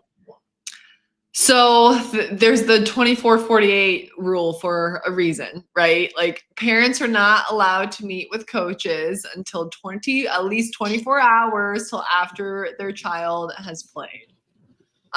There is a time and a place to go to coach. I would say after your athlete has talked to them at least twice. And then if you need to calmly send an email asking for a meeting with coach, a nice sit down conversation, maybe before or after practice one day, then amazing, you can do that. But not until your athlete has talked to them. And I mean, David, absolutely, you're right. Like, I don't think coaches realize that sports psychs can help take a huge load off of your plate. Absolutely. It's one less hat you have to wear. One less hat you have to wear. And I get it, as I coached as well. It's really hard to bring an outside person in who you 100%. trust with your team. So especially with something that with that capacity of like what the impact could actually have. That's the same as bringing in, an athletic trainer who has no idea what they're doing. Right. Like, so, it's literally on that level. For coaches, advice, like, make sure you get to know somebody like me. You interview them, you make sure they have the same kind of philosophy as you. I should be getting to know your culture, your terminology, your coaching style. Like, I should be asking you all those things. So if you are looking for a mental performance coach to bring onto your team, look for those things. You want to make sure you trust them. You want to make sure they know what they're doing. And you want to make sure that, like, someone like me is getting to know you and your team, because it's going to be different for so many other teams. And you guys, I'm going to end with that. I do have to hop off. Absolutely. We'll let you go. Thank you so much, Georgia. Have a great day. So nice talking with you guys. Yes. Have a great day. We'll talk soon. All right. Great. Bye-bye. So one of the things that, and she didn't get to really address it, but I think that the coach should have that person to go to as well. And that was my point with the Billions thing. Yeah, coaches need to coach. Coaches need to get coached as well, Dave. Like, we talked about that all the time, and a lot of guys it shouldn't be the AD. It's not the AD's job either. No, that's not. I don't want anybody to. I want to talk to someone that has there's no skin in the game for them. That's because those people work through angles, right? Like, and everybody's going to play it, whether it happens naturally or whether you do it subconsciously, whatever it is. Like, when you're vested in it, you're going to lean a certain type of way. Give me somebody who's not writing my checks. Give me somebody who didn't hire me. Give me some, you know what I mean? Like, that's why, look, give me somebody who understands the situation I'm in and where we're going from. But, like, don't give me, like, I don't want somebody who's going to tell me what I want to hear or just going to sugarcoat. Like, no, give me somebody who's going to give me true 100% honest feedback to understand, like, hey, like, this is how you got to do it, you know, or this is what you need to do. Because I think that's the biggest, you know, there is no one for coaches to go to or to have those conversations Absolutely. with. It's really hard. It's really, really hard. And like, that was one of the first shows that I've seen. I'm sure there are others, but that was one of the first shows that I've seen that took a super high performance person, like the guy who plays Axe, right? And he hired, Yeah, he's first the of all, man. yeah, he hires this person, right? Like, what's amazing is, I mean, obviously, I'm sure at all large financial firms, because the stress is so high, they probably have some version of that's where they got it from. You know, they didn't, you know, I don't think the writers invented that, but they probably got it from somebody who was doing that, or a group of people who were doing it. Or maybe that's a norm in the hedge fund world, because of the high level of stress and transactions and the amount of dollars that are involved, right? Like, as stressful sports are, there's still a win or loss, and there's a level of things that you cannot control that could happen in a game. But 100%. you're getting a high level of data where you can actually make decisions and financial decisions based off of the percentages that are given to you, and you lose money because maybe you have a hunch, or like, that's got to be incredibly stressful. I can't even imagine how stressful that is, because as stressful as sports is, like, you know, being the CEO of those kind of companies where literally you got guys giving you billions of dollars, the only thing you must be thinking is, hopefully I don't walk down the street and the guy whacks me. You know what I mean? Well, and So, I think that's the level of crazy that shows you where sports are at, right? Is that is some type of a fearful thing for some people to, like, it is. if I make this, you know, decision or whatever, Right. like, is something really going to happen to me, you know, physically or whatever, you know what I mean? Like, just, that's where I think social media and the understand, like, I feel like parents and just fans in general feel like, because they care about a team or they care about something, like, or, you know, they just have this, like, free for all access to be able to do or say whatever to a coach or to somebody or to an athlete, a high level athlete. Like, where is that level of, like, hey man, we don't cross into that world, or that's that, you know, there isn't that boundary anymore. I Nope. think a lot of it has to do with, you know, social media or whatever. Like, some of There's no these I would fear. They love, think they know them. and that's because the access, like, now look, like, They all have put the the shoe on the other foot, podcast. like, They all as are. it, right, like, as a coach, I'm giving you this access to some things on the other side of it, but there still needs to be a line of understanding where you don't cross it or whatever. And I don't think that exists in a lot of these people's minds. They just feel like they can do or say whatever to whoever just because they bought season tickets or because their kid plays on the team. Now, look, I understand that, like, yes, but part of this whole thing is you're giving, like, by putting your kid on this team, you're trusting me with developing your child, or, like, having the safety of your child in my hand. Like, you're trusting me in doing that. And yes, there's a level of, you know, okay, I should be able to talk to coach about this because my kid's on his team. But there is Right. still a fine line of, like, look, allow that kid to go and do these things on their own, to come back full circle with this whole thing of, you know what I mean? Like, sometimes the kid is gonna have to wonder what's going on or feel a certain type of way, and you can't be that middleman and kind of always be maneuvering or saying or doing whatever. Like, that's But that's why sometimes I for you think, to like, sit in it in itself.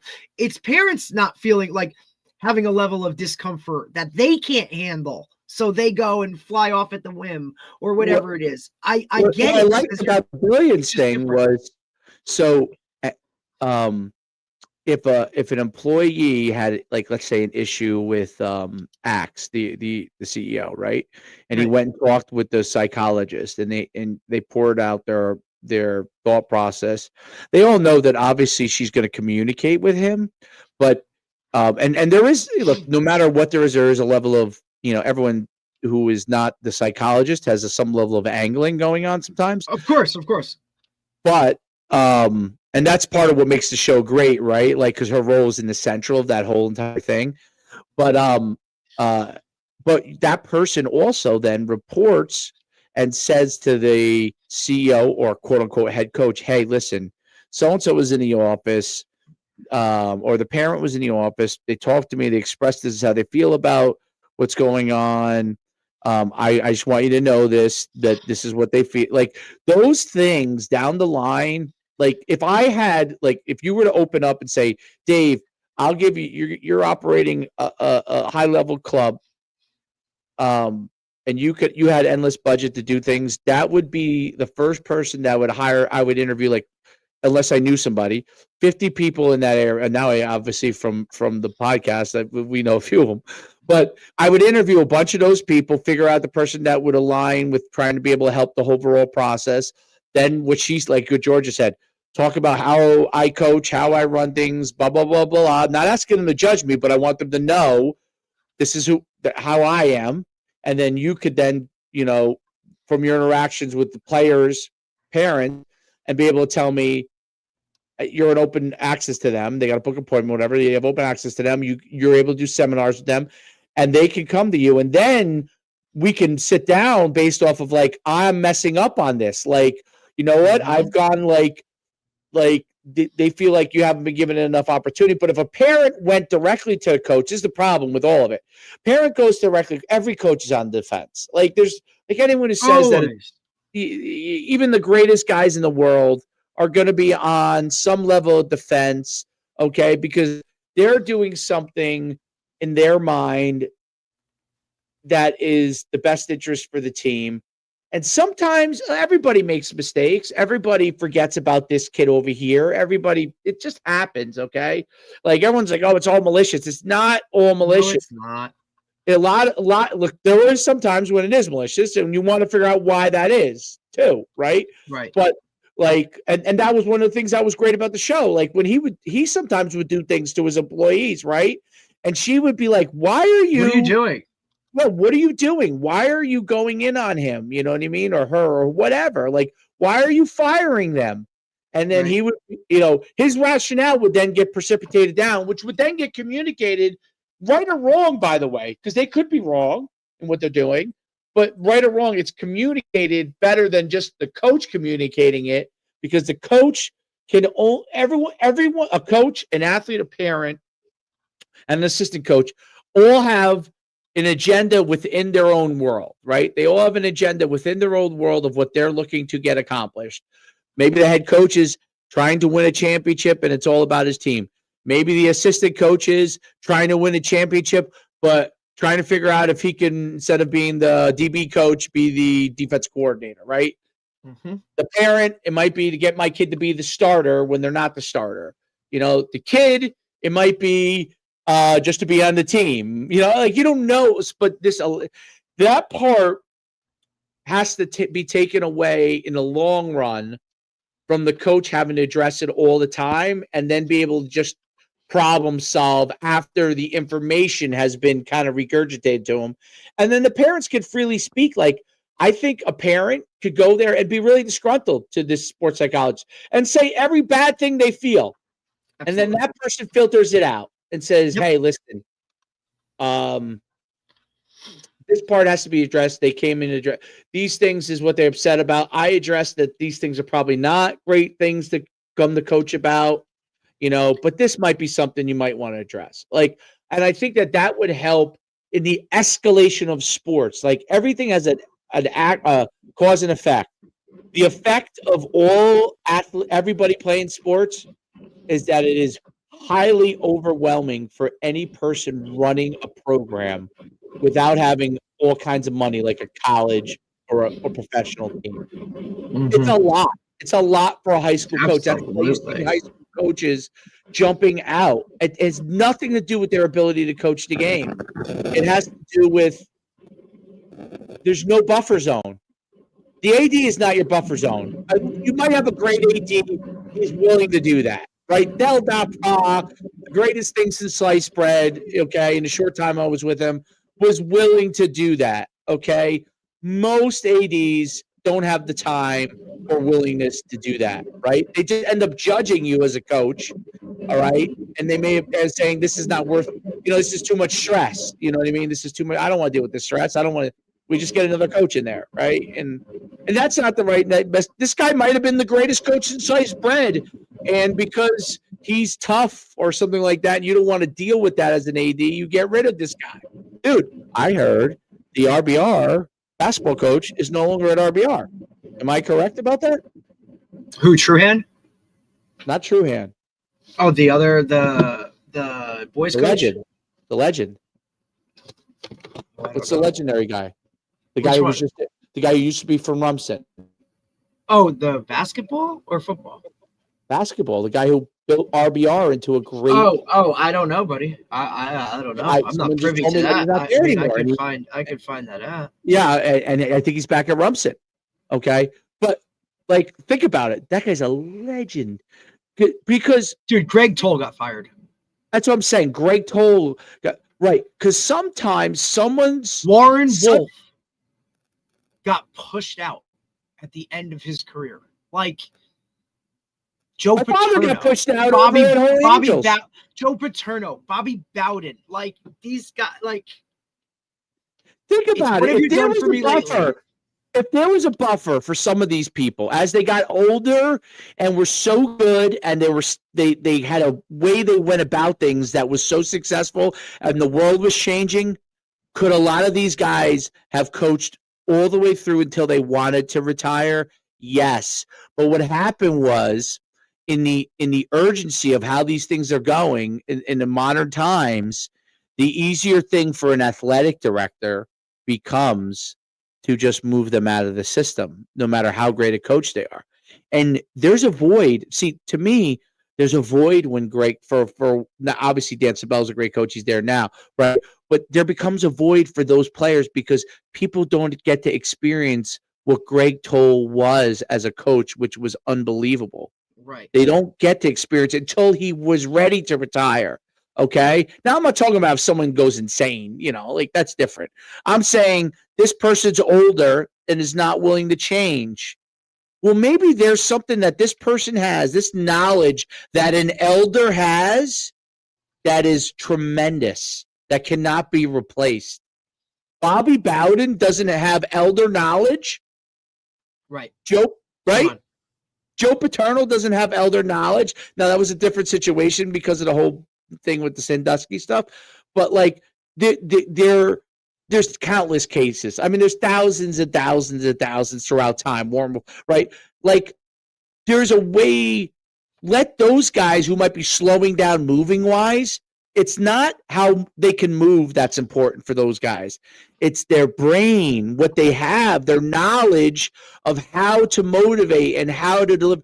And the truth is, the oldest people don't move as well, but they have wisdom that can help teams succeed at a greater level. When I listen to Saban talk, when I listen to the guy in Indiana talk, like, you're telling me a 40-year-old can speak the way that Curt Cignetti speaks? Just let's be honest. Like, come on. Cignetti has that experience from all of those years, and he happens to also have a lot of the other tool sets. Imagine Cignetti never getting the opportunity because people thought he was old. He would not have gotten the opportunity if he stayed at Division I. If he didn't go down to Division II and take the head job at Indiana University of PA, we would never have Curt Cignetti. Right. If he didn't just at some point say, you know what, this is my only path to be a head coach because I'm starting to get older. No one's going to give me this opportunity. He wasn't until he was 50 years old that he then decided, oh, I want to be a head coach. And wait a minute, no one's going to give me this opportunity. I'm not going to get advanced. I'm pigeonholed for whatever reason. This guy is unbelievable. He potentially is the next Nick Saban. Who knows if he will be, but potentially, like, the way that his thought process is, his confidence, I mean, it's unbelievable. It's almost like he's talking shit every single week. Every time. He's like a coach's version of talking shit. You know what I mean? Yeah. I mean, the guy is unbelievable, and he gets the players to do things. And people are like, is it his system? Dude, he practices for an hour and 40 minutes. Hour and 40 minutes. Yep. You know, like, is it the what he practices that? No, it's, dude, what is he doing from a ability to get guys to believe, putting the pieces in the right places, motivational aspect, the guys he hires, you know, who those people are. It's amazing. He has one of he has a guy on his staff that is the co-offensive coordinator, I think, or I don't know if he's passing game coordinator, that played at UConn as a quarterback, but he got injured. And he used to come to my events back then. He was like one of my original guys that we like kind of really like championed. He went somewhere Division I originally, and then he ended up at UConn. I think that's where he finished his career. But this guy has moved up. It's unbelievable what he's done. Chandler Whitmer, if you look him up, it's unbelievable what he's done. Like, but you know what? As a personality, that kid had that personality at 16, dude. At 16, he was like personable. He would ask how you were.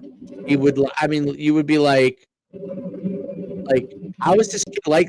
Forget about it. He was a very good quarterback. You know, obviously he was Division I quarterback, but like like you would say to yourself, this kid could be like a great coach. Like, you know, like when he was 16. Anyway, that was great. She's great. She probably would like to come out of part 3 and do it. She loved it.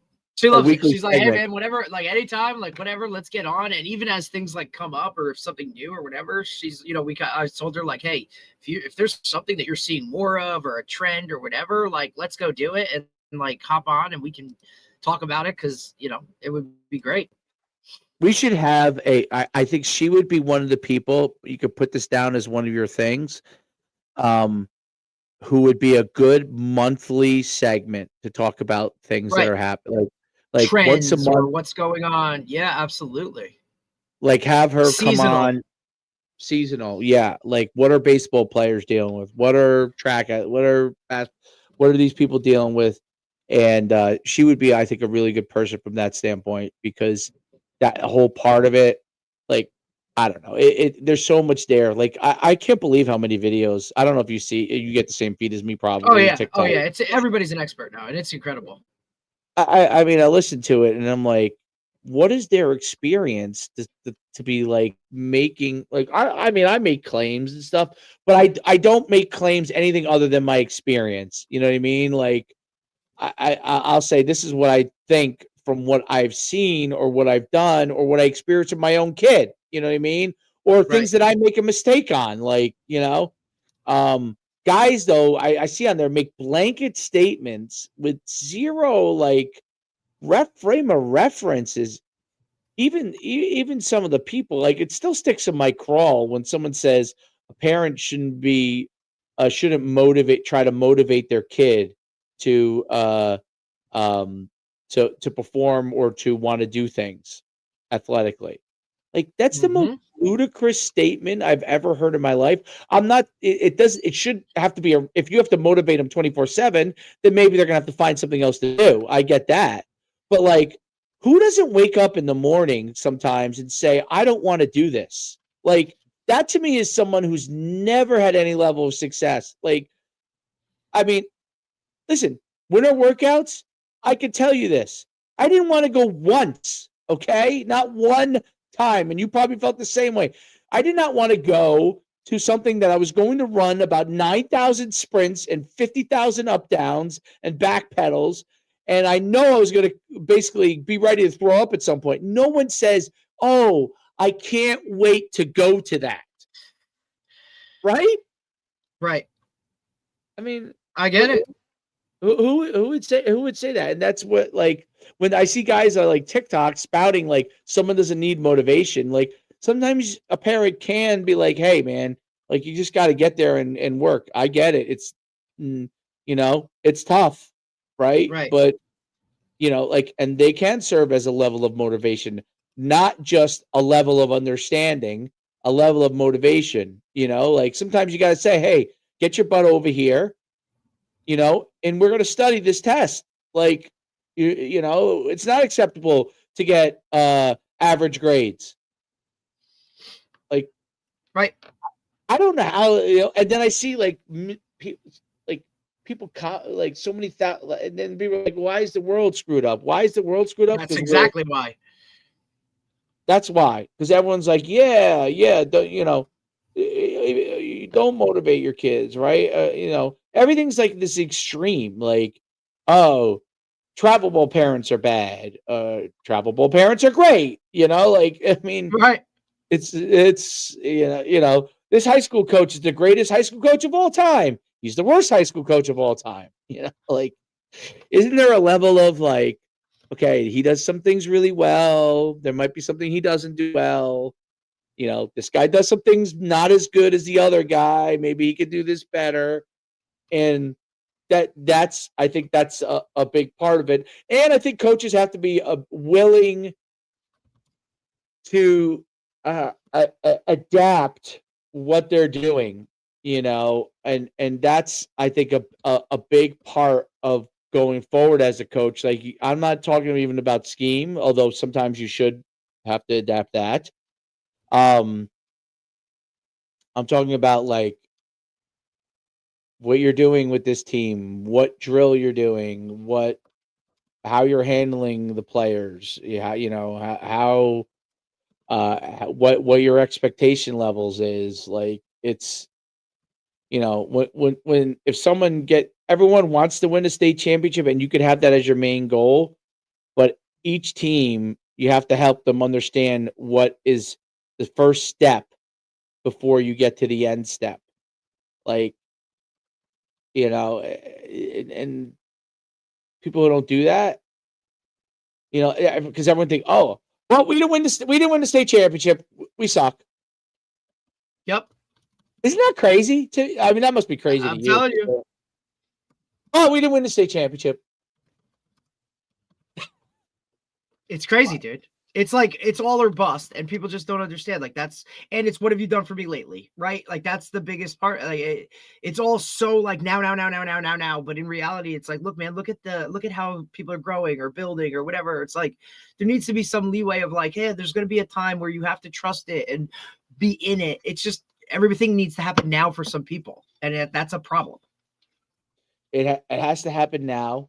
Obviously, look, when people look at college football, the job description, because of what it is, what they've made it, is a win now job description, because whoever pays the most is going to get more of the better athletes, and those guys who pay the most are probably going to be expected to win more, right? Yep. And that's just kind of the nature. Now, high school is not, maybe at the parochials, where there is a level of like, we can go get this player or we can go get that player. I can understand, where people might say, okay, well, we've been able to get all these players, we should do pretty well, or have a chance to win it. I'm not saying I agree with it or disagree with it. I'm just saying I could understand the thought process. When you're at a public school, you have to say, okay, where are we now? Where are we going? What does this guy do really well? What can he improve? Not just throw the baby out with the bathwater every single time. Like, it's like, okay. Now, again, that's why I think the thing that's hard for an AD, I think it's hard for an AD, without someone who they could talk to, is that, like, if the AD is pounding on the coach all the time, All the time. or doing no pounding, right? And then all of a sudden, right.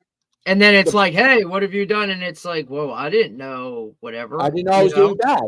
Right. Correct. I never even knew I was doing bad. Wait a minute, what? You know what I mean? So that part of it is and the whole, like, if you didn't win the championship, you're a failure thing. All I think about all the time on it is, you've seen the movie not Days of Thunder, with Will Ferrell, the Talladega Nights. Talladega Nights, where it's where he was like, what was it? Says you're either first or you're last, If right? you're not Like, first, you're last. right. That mindset, we laughed at that 20 years ago. Now that's what it is. We literally, that's what the whole, if you really watch the point of that's why comedy is great, dude. By the way, it's so easy to put messaging in there with comedy, right? Oh yeah, Because yeah. the message of Talladega Nights was he found peace when he had balance in what he was doing. He still wanted to win, right? But he now allowed his teammate to have an opportunity to win. Like it was really him finding balance in the world because he had imbalance, and and when he did all of a sudden didn't win. This is always my thing. Your kid always wins a championship. Okay, great. What happens when now he doesn't win a championship? Oh, he wants to quit. Right. Why? Because that's all you've ever preached is you got to win, you got to win, you got to win, you got to win, you got to win, somebody's got to come in second. Like, and you need to understand and learn what that feels like, or know what it's like to be at the bottom of the pack, or whatever that is. Like, look, I told you, I've expressed numerous times, it was really hard to make an adjustment from always like being around winning is winning and actually winning, and then going to programs where like, hey, being 500 is okay. Like, it's just so different. Right. And I don't think the mentality of being 500 is okay, but I do think the perspective on the roadmap to getting successful is important. Like, Absolutely. Like I think she strive to be better, but you should also have a roadmap and know where you are, where you're going, and that everybody, if you hired XYZ coach, whatever the coach is, when you hired me, do we know that there's a roadmap here? Are we in agreement that there's a roadmap here? That like we could win a championship tomorrow night doesn't mean we have a program. You know what I mean? Like there's a difference. There are teams that literally, Florida State was the best example of this. They went undefeated that first year with Nolan, or second year, whatever it was. The next year they won one game. They didn't have a program. They got a lot of players that came to them that were great already. So they went back to the bottom right after that. And there's a balance to it all. That's what, like, I mean, you're right. That's everything is boom or bust. It's all like, we won a championship. We're the greatest. Oh, we finished second. We suck. It's like, I agree. You finished second. Like, think about all these kids that never, kids who win. There's also perspective of youth sports. In youth sports, there's a group of kids in every town that win most of the time. 100%. And then they get to high school and maybe they don't win. They meet another town that is better than they are. And they're like, oh, I'm quitting. The coach sucks. Or it's like, no, you've just won a lot because you were better than most of the people in your town. Absolutely. Doesn't mean you're better than everybody else. Doesn't mean you're better. But like, same thing. Like, hey, I rushed for 1,000 yards in, Bergen County. But guess what, buddy? There's a lot of guys around the country that have rushed for 1,000 yards. So I don't think that constitutes you getting a scholarship. There's no doubt about it. When people are like, get outside of your little protective bubble. I use this, and that's where I understand travel sports and all that. Like, that's that. And what it's good for. Absolutely. First-hand reference again, like small town USA, grow up in Butler, go play AAU basketball. Whoa, like shit. Okay, like I started as a freshman on varsity in Butler, but guess what? I'm the sixth man coming off the bench on this AAU team. Like, okay. And we're playing against this guy, that guy, like guys, right? And so eye-opening stuff. I think it's so important, but I also think like, hey man, if you just want to be a rec kid and like play sports and have some fun, like that's really okay too. Right. I'm curious because I'd love to ask her at what point, right, or what age or whatever it is, like, do you now take it and say, all right, you don't want to play baseball, right, and you want to go do something else?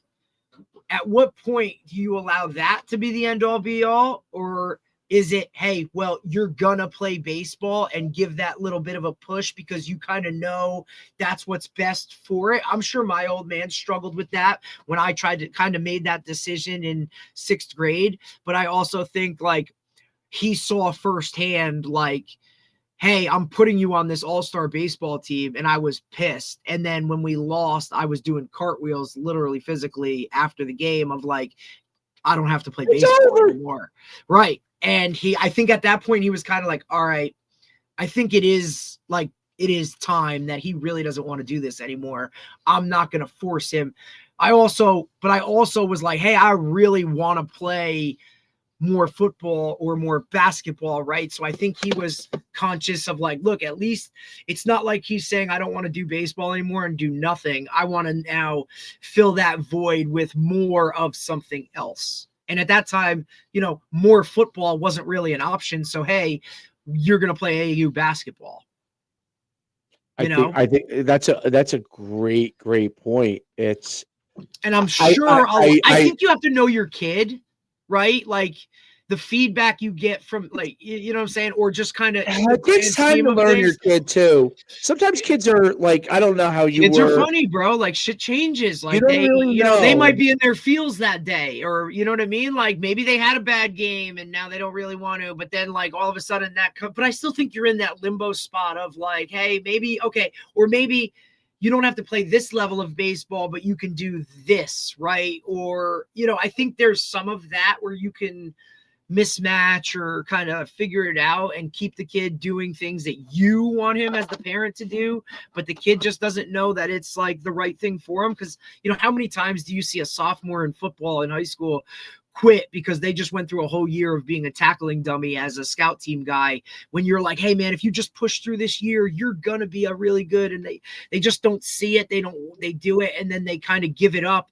And then all of a sudden senior year, they're like, man, I should have played my junior year, or I should have played sophomore year. Right. And you're kind of in that, like, you wish that parents would push a little bit more, but like, when is the pushing too much? When is it like, I think that's a really, really hard freaking question. That's very hard. I think it's very like when we gave up fall ball this year, like after the first Greg game, Olson has talked about that, bro. Like on his podcast about his kids being baseball kids and look like being football guys. And hey, it's football season, but you're not going to play fall ball, or you're not, or you're only going to get swings in or whatever. But also he would go back and forth where if my kids aren't specializing in baseball because they're playing football, are they going to be behind? Because, Billy, who doesn't play football, is still playing fall ball and going to pitching lessons and all that. Like, that's a really hard thing, dude. When I asked, so we did the decision because it was foot. You know what I mean? We said you can't do it. Right. Right now, that's, I think, a little bit different. But what I noticed was, I said to him after football season was over, I said, hey, did you miss not playing baseball? His answer was no. So I'm like, okay. There you go. So I'm like, you know what? Maybe we should just play, even though he's pretty talented in baseball, we should just play rec baseball. Like I just basically said to myself, you know what? If he wants to play more baseball, he'll tell me. You know what I mean? Like he'll tell me that he'll want it. Like, because when he said he didn't miss it, I'm like, he didn't miss it. Now maybe when the spring comes, maybe he thinks to himself, I want to play a lot of baseball. At that point, I will then readdress that and say, okay, he likes baseball within. Now, Mike is different than a lot of kids in that he thinks still in his head, each sport has its season. So even though he likes obviously football the most right now, he still thinks, okay, we should be really more focused on basketball than football, even though I'll do some football stuff, but I don't want it to take away from basketball. So that's kind of how he thinks about it. I'm curious when we get to baseball season if he goes, says, "Oh, I'd like to be on a travel team again," or he's just when he plays like recreation, he's content. If he's content, then I'm like, you know what? That's it. We are done. If he says if he doesn't say anything about travel ball, then I'm like, cool. We'll play rec. And if he I somehow do says, also think I'm that, not going to worry about that as being a main sport until he then makes it what, a main but sport Dave, I again. also think this too adds to it something that parents have to kind of sit in their own shit with, is that if your kid wants to do these things, right? Like, there is a level of that's monetary where you may not have the money for it. And you know what? Like, that really sucks to have to sit in it and realize, like, hey, as a parent, I'm not giving my kid what they want or the opportunity to go and do certain things. Like, now I really got to look at myself and be like, man, you should do better. Like, and I think a lot of parents, that sucks. And look, it scares me. I mean, look, even or you have to be willing to if you can't, or the you got to put the work in self-sacrifice. yourself. Well, that's Like, the you part, have to Dave. go Like, play baseball with them. or guess what? Like, or the self-sacrifice of, like, I know if I do this personally, my weekends are going to be in a chair at a game or traveling or doing, like, right? Like, now I'm on a whole different level when it comes to that. Like, my head coach has opened my eyes to that, about like, hey, it is not about you anymore. Like, if your kid wants to do it, you find a way to freaking do it, because it is their life experience right now. Like, you've gone through this, you've had your time of whatever. Like, you make that work for them to give them those opportunities that maybe you didn't get. And that's not any fault of your parents. It just might be the situations you were in. But look, for me, like, I remember wanting that pair of basketball shoes that were $115 because, like, I just wanted them. And you know what? It was like, hey, now look, I'm sure my parents could have made that work, but it was, hey, if you want them, then you're going to do something to get that. Right. So that teaches lessons in itself of, like, hey, you're not always going to have the gloves or the shoes that guy has, but you know what? Like, you could work to get it. You know what I'm saying? I think that some of that too, but that's really hard for a parent, man, to sit and be like, shit, dude, I can't have my kid on this team because, dude, I can't pay $3,000 to join this. You know what I'm like? I can't pay $10,000. Now, look, are there ways? And here's the other thing. And look, we've talked about this off air or whatever it is. Like, we're also not the people that are going to go start like a GoFundMe page so Billy can join this team and travel to Texas. Like, we're not going to ask for that. Some people, hey, if you're willing to do that and put yourself out there like that, oh, kudos to you, I guess. But that's not just how I was raised. I wasn't raised to just ask for help. It was, hey, if you want something, that's why we do like when we do like our 7 Club, like, we do the one fundraiser because we make our fee is so low relative to everybody else that because we want to give everybody those opportunities. Do it, I'd have to then turn around and charge them. So correct. Like, so, and we also say, here's the option, man. Like, yeah, we have this fund. Like, look, if you want to just pay up front for all of it, sure, good. But you know what? If you don't, here's an option for you, right? And here's what we can do and all that kind of stuff. Like, we will try everything we can to help you get ultimately what we all want, and that's to give your kid a better opportunity. And I think a lot of these guys, that's not a thing. It's a money grab. It's, whatever it is or whoever. Because, like, most parents are like, I don't know, man. Like, that's just a lot. It's a lot, because you're talking about fees and then, uniforms and travel and then, like, just gear in general of, like, whatever it is. And it's a lot. So it's a lot. That's hard for parents to kind of sit in their own shit and be like, damn, like, I would love for my kid to do this, and I know he would love it, but we just can't. And now that has to be a conversation with your kid of, like, hey, man, like, I'm sorry. Clubs that you can like that's, I mean, that you can go to. Well, that too, right? But then, is it the one that they want, or is it the best? Like, now you have to be like, look, like, you're not going to do that one, but you can do this one or something of that, But you used to always fall back on, all right, well, if nothing else, you can play rec because it's in town and it's whatever. No rack, That's not dude. there anymore, dude. I could tell you this too, which is interesting. Like I have a friend that used to ask his kids in high school now, and he used to ask me for the year. Like I would always tell him like, you should start them working out. I don't want to over. I'm like, you should start them working out. Like, I'm not saying it to you because I'm trying to tell you that uh they're going to be pro athletes or anything. But the place that you live, there's athletes there. They're going to have a hard time making some of the teams that they currently play. And I said, they would always talk to me about, hey, I should go get speed training. I should come to you and learn. My kids don't really run. I'm like, you should do it. Like, I'm not going to be doing it because I don't run that anymore. That stuff. But like, you should go do it. You should find a place that you can go do it because it's going to happen quick. Well, here's my kind of story here. Now he's a great guy. Whatever if his kids are, they'll find something they can do. But his kids were very disappointed in high school early first couple of years because they couldn't make these teams. And I would tell them, I'm like, this is the race you're in. Like, you can't get caught in like this guy isn't fair to your kid or blah blah blah blah. Blah. Not that he complained too much. It was just like, hey, they're not really playing him.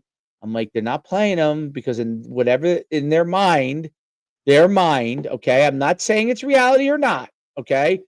In their mind, he's not doesn't look like he should be as good or is as good as these kids, right? I say this to my own kid. If they put you over here instead of over here, okay, if I'm not like, you know what I mean? It's because they're looking at you and they perceive you to be this. If you want to be that, you're going to have to go over and above to show them that you're that. If you don't, it's never going to change their perception. Now, if you play for me, okay, the majority of the kids that I coach, I probably look and evaluate the different things they're doing over time, which helps me make better decisions as a coach. Not every coach is going to do that. With my own kid, obviously, I know what my own kid can do and what he can't do. So I'm going to put him in a better position to succeed when I'm coaching him. I mean, that's just the reality of it, right? Okay.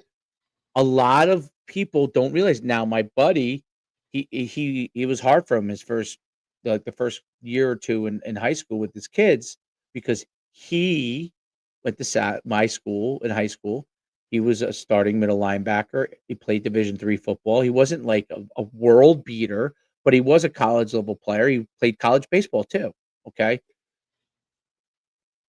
He came from a world that we grew up in where you could play rec pretty much through and there wasn't that much travel. And if you were better than guys, because you worked a little bit more than the other guy was going to go work as a mechanic, then you were going to play.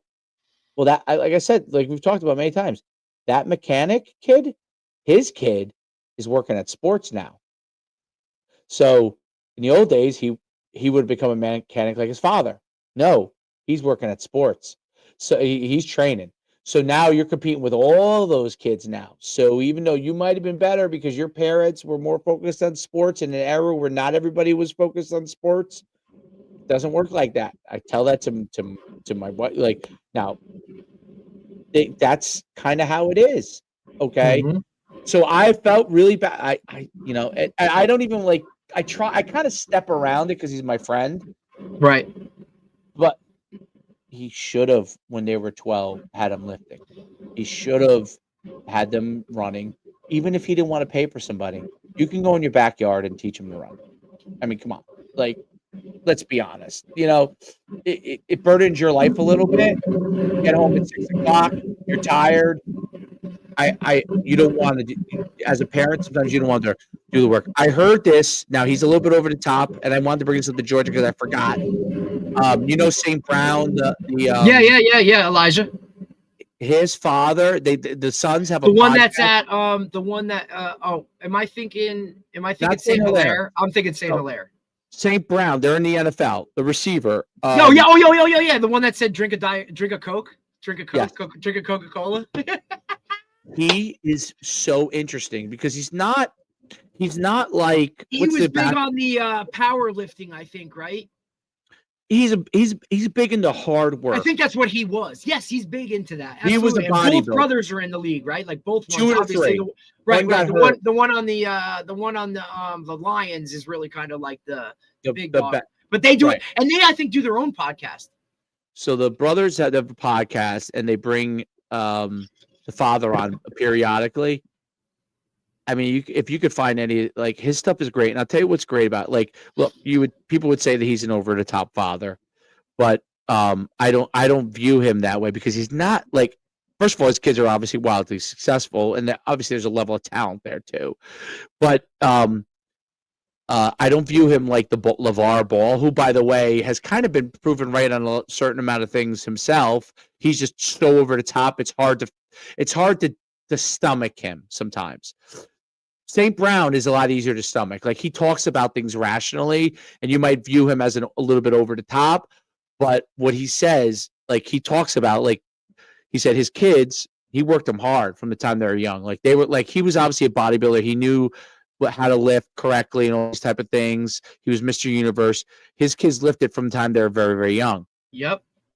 He was running with them and drills with them from the time they were very, very young. And he talks about how important that is. And he says, listen, you could view me however you want. He's like, the bottom line, a lot of kids don't get better because the parents are lazy. Meaning, yeah, they think they got to go. They got to give a trainer. They got to go to a trainer. He's like, I put in the work with my kids. I worked them, not like kind of else. like, hey, I don't not need to send this guy. Right. Trainers. Here's a perfect reference for you, right? And I think I've told you this before. Like, I had a kid last year. Look, JV kid, whatever it was, but he wanted to come in the mornings to work out at 5:30 a.m. And mom literally emailed coaches and said, hey, my kid will be there. I know you expect 4 days a week and whatever. My kid will be there all 4 days, but I'm not waking up every morning and driving him in the morning. I will wake up 2 days a week and bring him at 5:30, but the rest of it, he can go after school and do whatever because I, as the mom, am not waking up to drive him. Was very open and honest about it. But that's the example. That's exactly what we're talking about. Whereas I have some other guys that were like, Coach, I don't know how you did it or what you did, but amen to you. You got my son to literally come at 5:30 in the morning every morning. And look, does it suck having to wake up and me drive him? Absolutely. But the switch that you flipped in him and to see the growth of him on a different level with the commitment of coming in the morning and what that's done, like, I will gladly wake up at 5:30 and bring him, right? So that's the opposite ends of the spectrum when you're looking at it from the broad. It's the same thing when I told you about, hey, like, I just got a vacation for my kid for his birthday, but it's in the middle of the season and we're going on a cruise in the middle of the year and he's going to miss a game. Well, your kid loves this sport. Like, what's he supposed to tell you to do? Like, piss off because you did this? Like, is that a selfish move where you're putting mom or dad? Like, you know what I mean? Like, to me, that's like, you could take figure out a way to take a vacation another time, right? Because ultimately, like, I what's the blowback? In high school took a vacation. Never. Like, maybe I went to the beach for a day. Right, but you know what I did? Like, we would go on a we never went, like, look, I never went to Disney World until I was 20-something years old and out of school. Like, right? That's just not. The only time I went to Disney World I was there for the National Track Championships. I'm just telling you, right? Like, we would look, if my father played high-level, fast-pitch softball competitive until, God, for how long dude, when he had a tournament, we would go with him. And that was a pseudo vacation. He would play games. We would go and watch, and like wherever it was, whether it was Maryland, Vermont, like these that was, quote, vacation. And you know what, dude? Like, I didn't know any different. It was awesome, right? Like, I didn't need to go to Aruba or any of this other shit, right? Like, or if we did go, which was usually down here where my grandmother lived and had relocated, like, we would come down here for a week in June as soon as school ended when there wasn't really anything organized going on. And then, you know what? Like, that was vacation. Came down here for a week. And then, why? Because football started. And that's just what it was. But That's what it Parents are was. so quick to kind of put themselves first. And, and look, I see how my sister does it. Like, look, like they value experiences over certain things, right? So if she Right. has to take them out of school or they miss Take 'em school on out. Friday or a Monday, like, Who cares? see you later, bro. I Like, what's the agree with difference? it. I totally look, and I totally agree with her as well. Like, Derek, like, I'm never gonna get this time back. 3 days of like them just sitting there in class, like, And that's the other part. Like, juice worth the squeeze. Like, what are they really missing? Like, you know what I mean? Or they can make up that work or do virtual whatever the frick. You know what I'm saying? Like, there are ways now to do that shit. Like, they don't have to be there all the time. I'd rather us go to Florida or wherever it is, because that experience is something that's going to resonate with them more than, hey, you got to go to school on Friday or you can't this or whatever. Like, I'll tell you this, because there's so many games and stuff for youth and high school kids on the weekend, when you're out of season or whatever, you might be better off going like a Monday to Thursday somewhere. There are And school systems that have now gone to 4-day-a-week school, right? Monday through Thursday. I Friday, agree you're with off. that. Here you go. I mean, look, I think our school schedule where I'm at right now is amazing because they're out of school at 1:30 at the high That's school great level. too. Like, they're done. I think that's a game changer.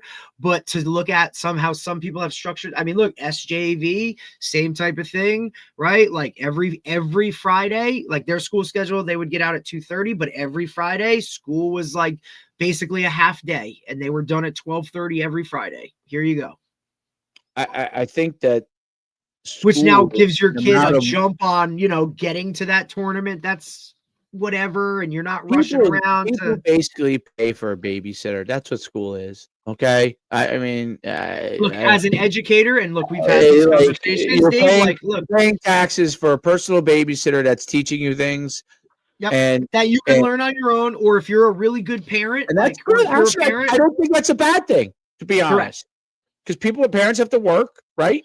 So That's the another schools, game changer, though, Dave. Right? Like look, the two-parent household of, dad works, mom takes care of the kids. Like, that's not, both parents are usually working. If you have both parents, right? Like the quote nuclear family of mom, dad, kids. Here's what it is: sit down for dinner every night.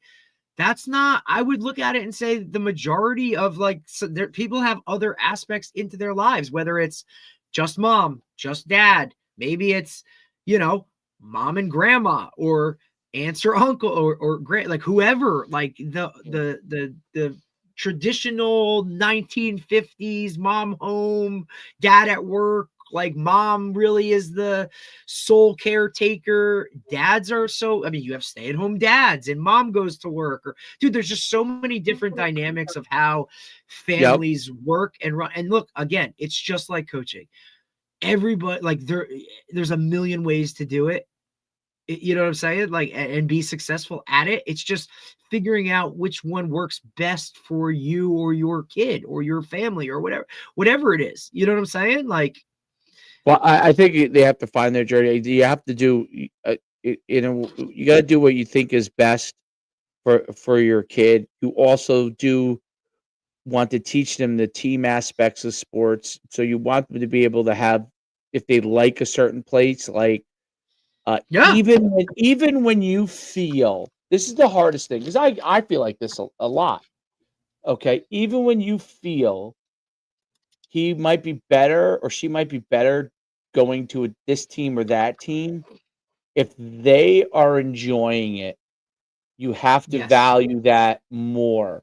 The only right, time that really should start to change is if a kid says to you, "I really like the kids I play with," for example, "but I feel like I can do more if I had more." I don't know what that is. I'm just saying, like, right. then you go and you say, "Okay, my kid likes his team, but he wants better competition," let's say, okay, whatever more is.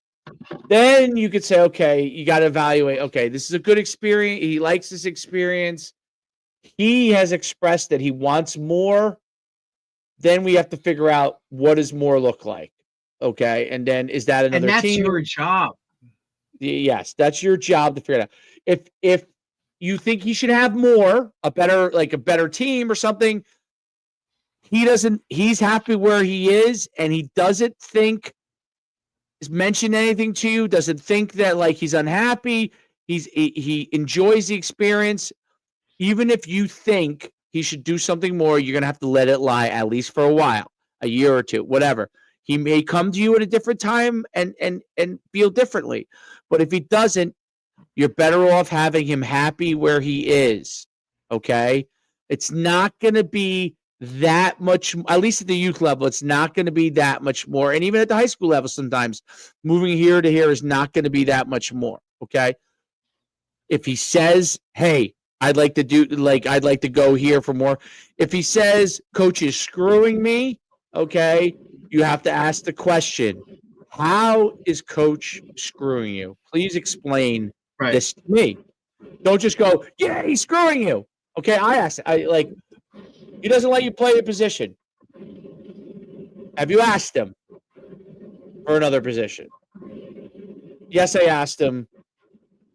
He won't let me do it. Okay. Have you done what it takes to be good enough in that position that you now want to be in? I just think I should play here because I want to play here. That's not a good enough answer. Okay. The answer should be, I've done everything. I've done all the work, and there is some issue there for whatever reason. Maybe coach just doesn't view you there. Okay. Right. Georgia said, ask him again. Go ask him again. You know, I know it's hard for even a young kid. I know it's hard. Go ask him again. You've asked him a second time. He does now probably have to give you a better answer as to why he's not going to put you there. It might annoy the coach. It's okay. He'll forget about it 2 seconds later. All right. You go and ask him, and he says, listen, I need you to play this position. We don't have anybody else to play this position. You come back to the parent, and he says that, and most parents are going to be like, hey, listen, it's not because he doesn't like you. He actually needs you here. It's actually a compliment to you. Maybe in the future we can readdress this, but it's not because he doesn't like you. It's not because he doesn't want to play you. It's because he doesn't have any more of this type of person, and you got to have to fill that role for this time period. It doesn't mean forever, okay? For this time period. Now, in the old days, I would even as a coach, I would say, hey, man, you're a lineman. You're a lineman. Like, I would say, hey, this year we need you as a lineman. Next year, we start doing the skill stuff in the offseason. Right. You want to do play wide receiver and catch balls, and you could show me that you're the wide receiver guy. You're good enough to be a wide receiver? Go. Absolutely. Go do it, dude. And you know what? If you are better than somebody else, I'm going to play you there.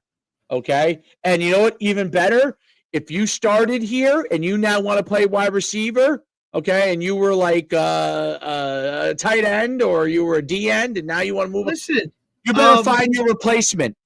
And you better train your replacement. Dave, it's funny because I was listening to the beginning of Bustin' with the Boys this morning. They had Ed Ogeron on, and he was talking about how when Warren Sapp came to them, he spent his entire redshirt year as a tight end, right? Running around, as a tight end, and they had to recruit him once he was on the team to be a D lineman. And now, obviously, once he got in that world, he's running a 4.6 at 250 pounds, like, you know what I mean? Or whatever. But like, he just talked about how, like, dude, this guy was a freaking tight end when he got to us. And it was like, all right, now you're a Hall of Famer, D lineman, pretty much, changed the entire position. But like, that was just, you know what I mean? So those things happen, and I get it. Look, we talk about it in middle school. They let him run around for a year until he realized, okay, you want to be great? You got to come over here. Yep, absolutely. Now we can really get into it, dude. Like, here we go. And I think that's part of it too. Like, the kids, they're going to buy in more if you give them that opportunity to either succeed or fail at what, quote, they want to do. There needs to be a level of like, hey, you should be this, but you know what? Okay, we'll give you can kind of, I don't want to say trick them into it, but it's the same. I compare it to the same thing. If we want guys to run, line them up next to somebody else, or make it a competition, make it a game, right? It's the same type of thing when it comes to all of that. Like, hey man, I know you think you're the point guard, but you're probably a center, but guess what? Like, bring the ball up this a couple times and I'm okay. You know what I mean? Like, and then we can kind of go from there. I think coaches should be open to that part. Like and I agree too, because when you give your players a certain level of voice or opinion, you know what I'm saying? Like when you incorporate how they're feeling or their beliefs or what they want to do into your decision, it's not that old school militant I'm going to tell you what to do and you're going to do it. And I don't need to give you a reason why. That's just not how kids operate anymore, man.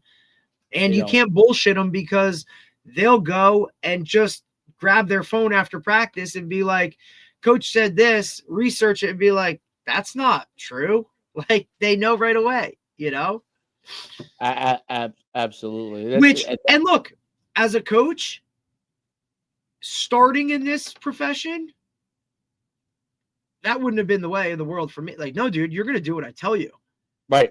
Having come full circle with it, having come full circle, buddy.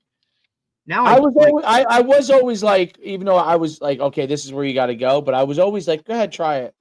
I was then I've realized it's not surprised sometimes by guys like me too. I'm like, oh, maybe you can punt, right? Like, okay, you're my starting offensive tackle. Maybe you can boom a kickoff into the end zone, dude. Okay. Coach, I was wrong. I know you're going to think I'm insane, but like so-and-so's the backup kicker. He might wear number 79, but he can put that shit in the end zone. So, all right, coach, if that's what it is. And look, coach, you can watch him. Like, hey, look at this guy over here. Like, he's 4 for 5 on touchbacks right now. Okay. You know how we ended up with our one of our corners at the end of the year? Okay, because we have a lot of skill kids, and he was playing center and a little bit of tight end, but really he's like a center on the offensive line and playing DN. Okay, in the fall, that Friday night flag fall league. Yeah. The first game, I wasn't coaching it, but the guy who was coaching it couldn't be there, so I coached the first game, and we were up by a lot, and I just started giving the ball to each kid, like handed it off to him. I'm like, let me hand the ball off here to Parker.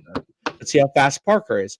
He took the ball, and he stepped out and outran everybody 45 yards and I immediately called my defense coordinator and I said, guess what, buddy? We're gonna work in this kid at defensive back, okay?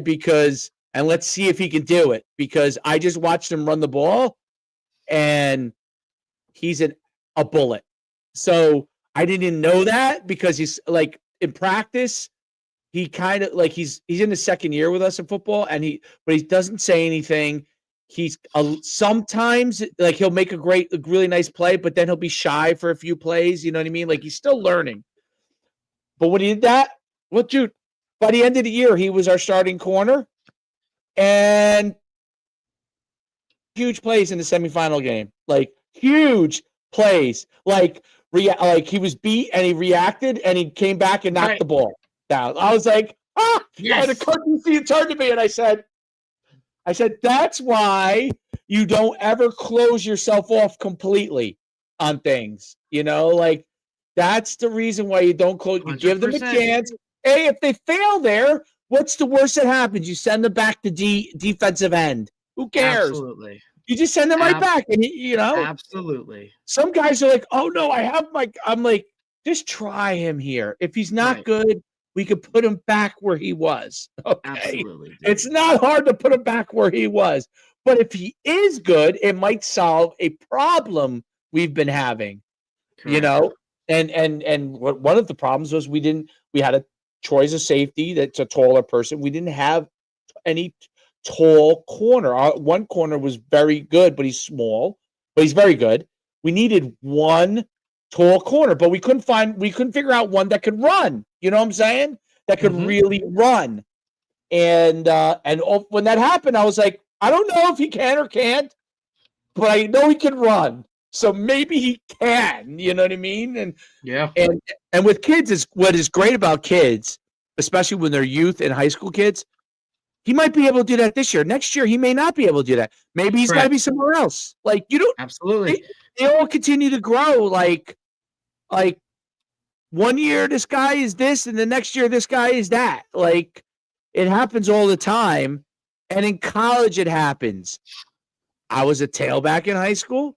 I was a fullback in college who ended up being a linebacker, but in my last 2 years, like, you know, it's crazy how those things happen. You can't be able.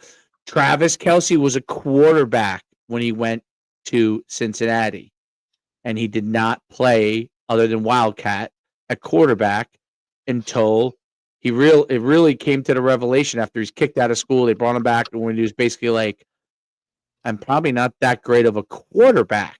I'm a great athlete, a big athlete. Right. Play tight end. Now he's going to be a Hall of Famer, right? Like, these things happen. Like, you know, what you were great at as a youth, you might not play that in high school. What you were great at in high school, you might not play that in college. Okay.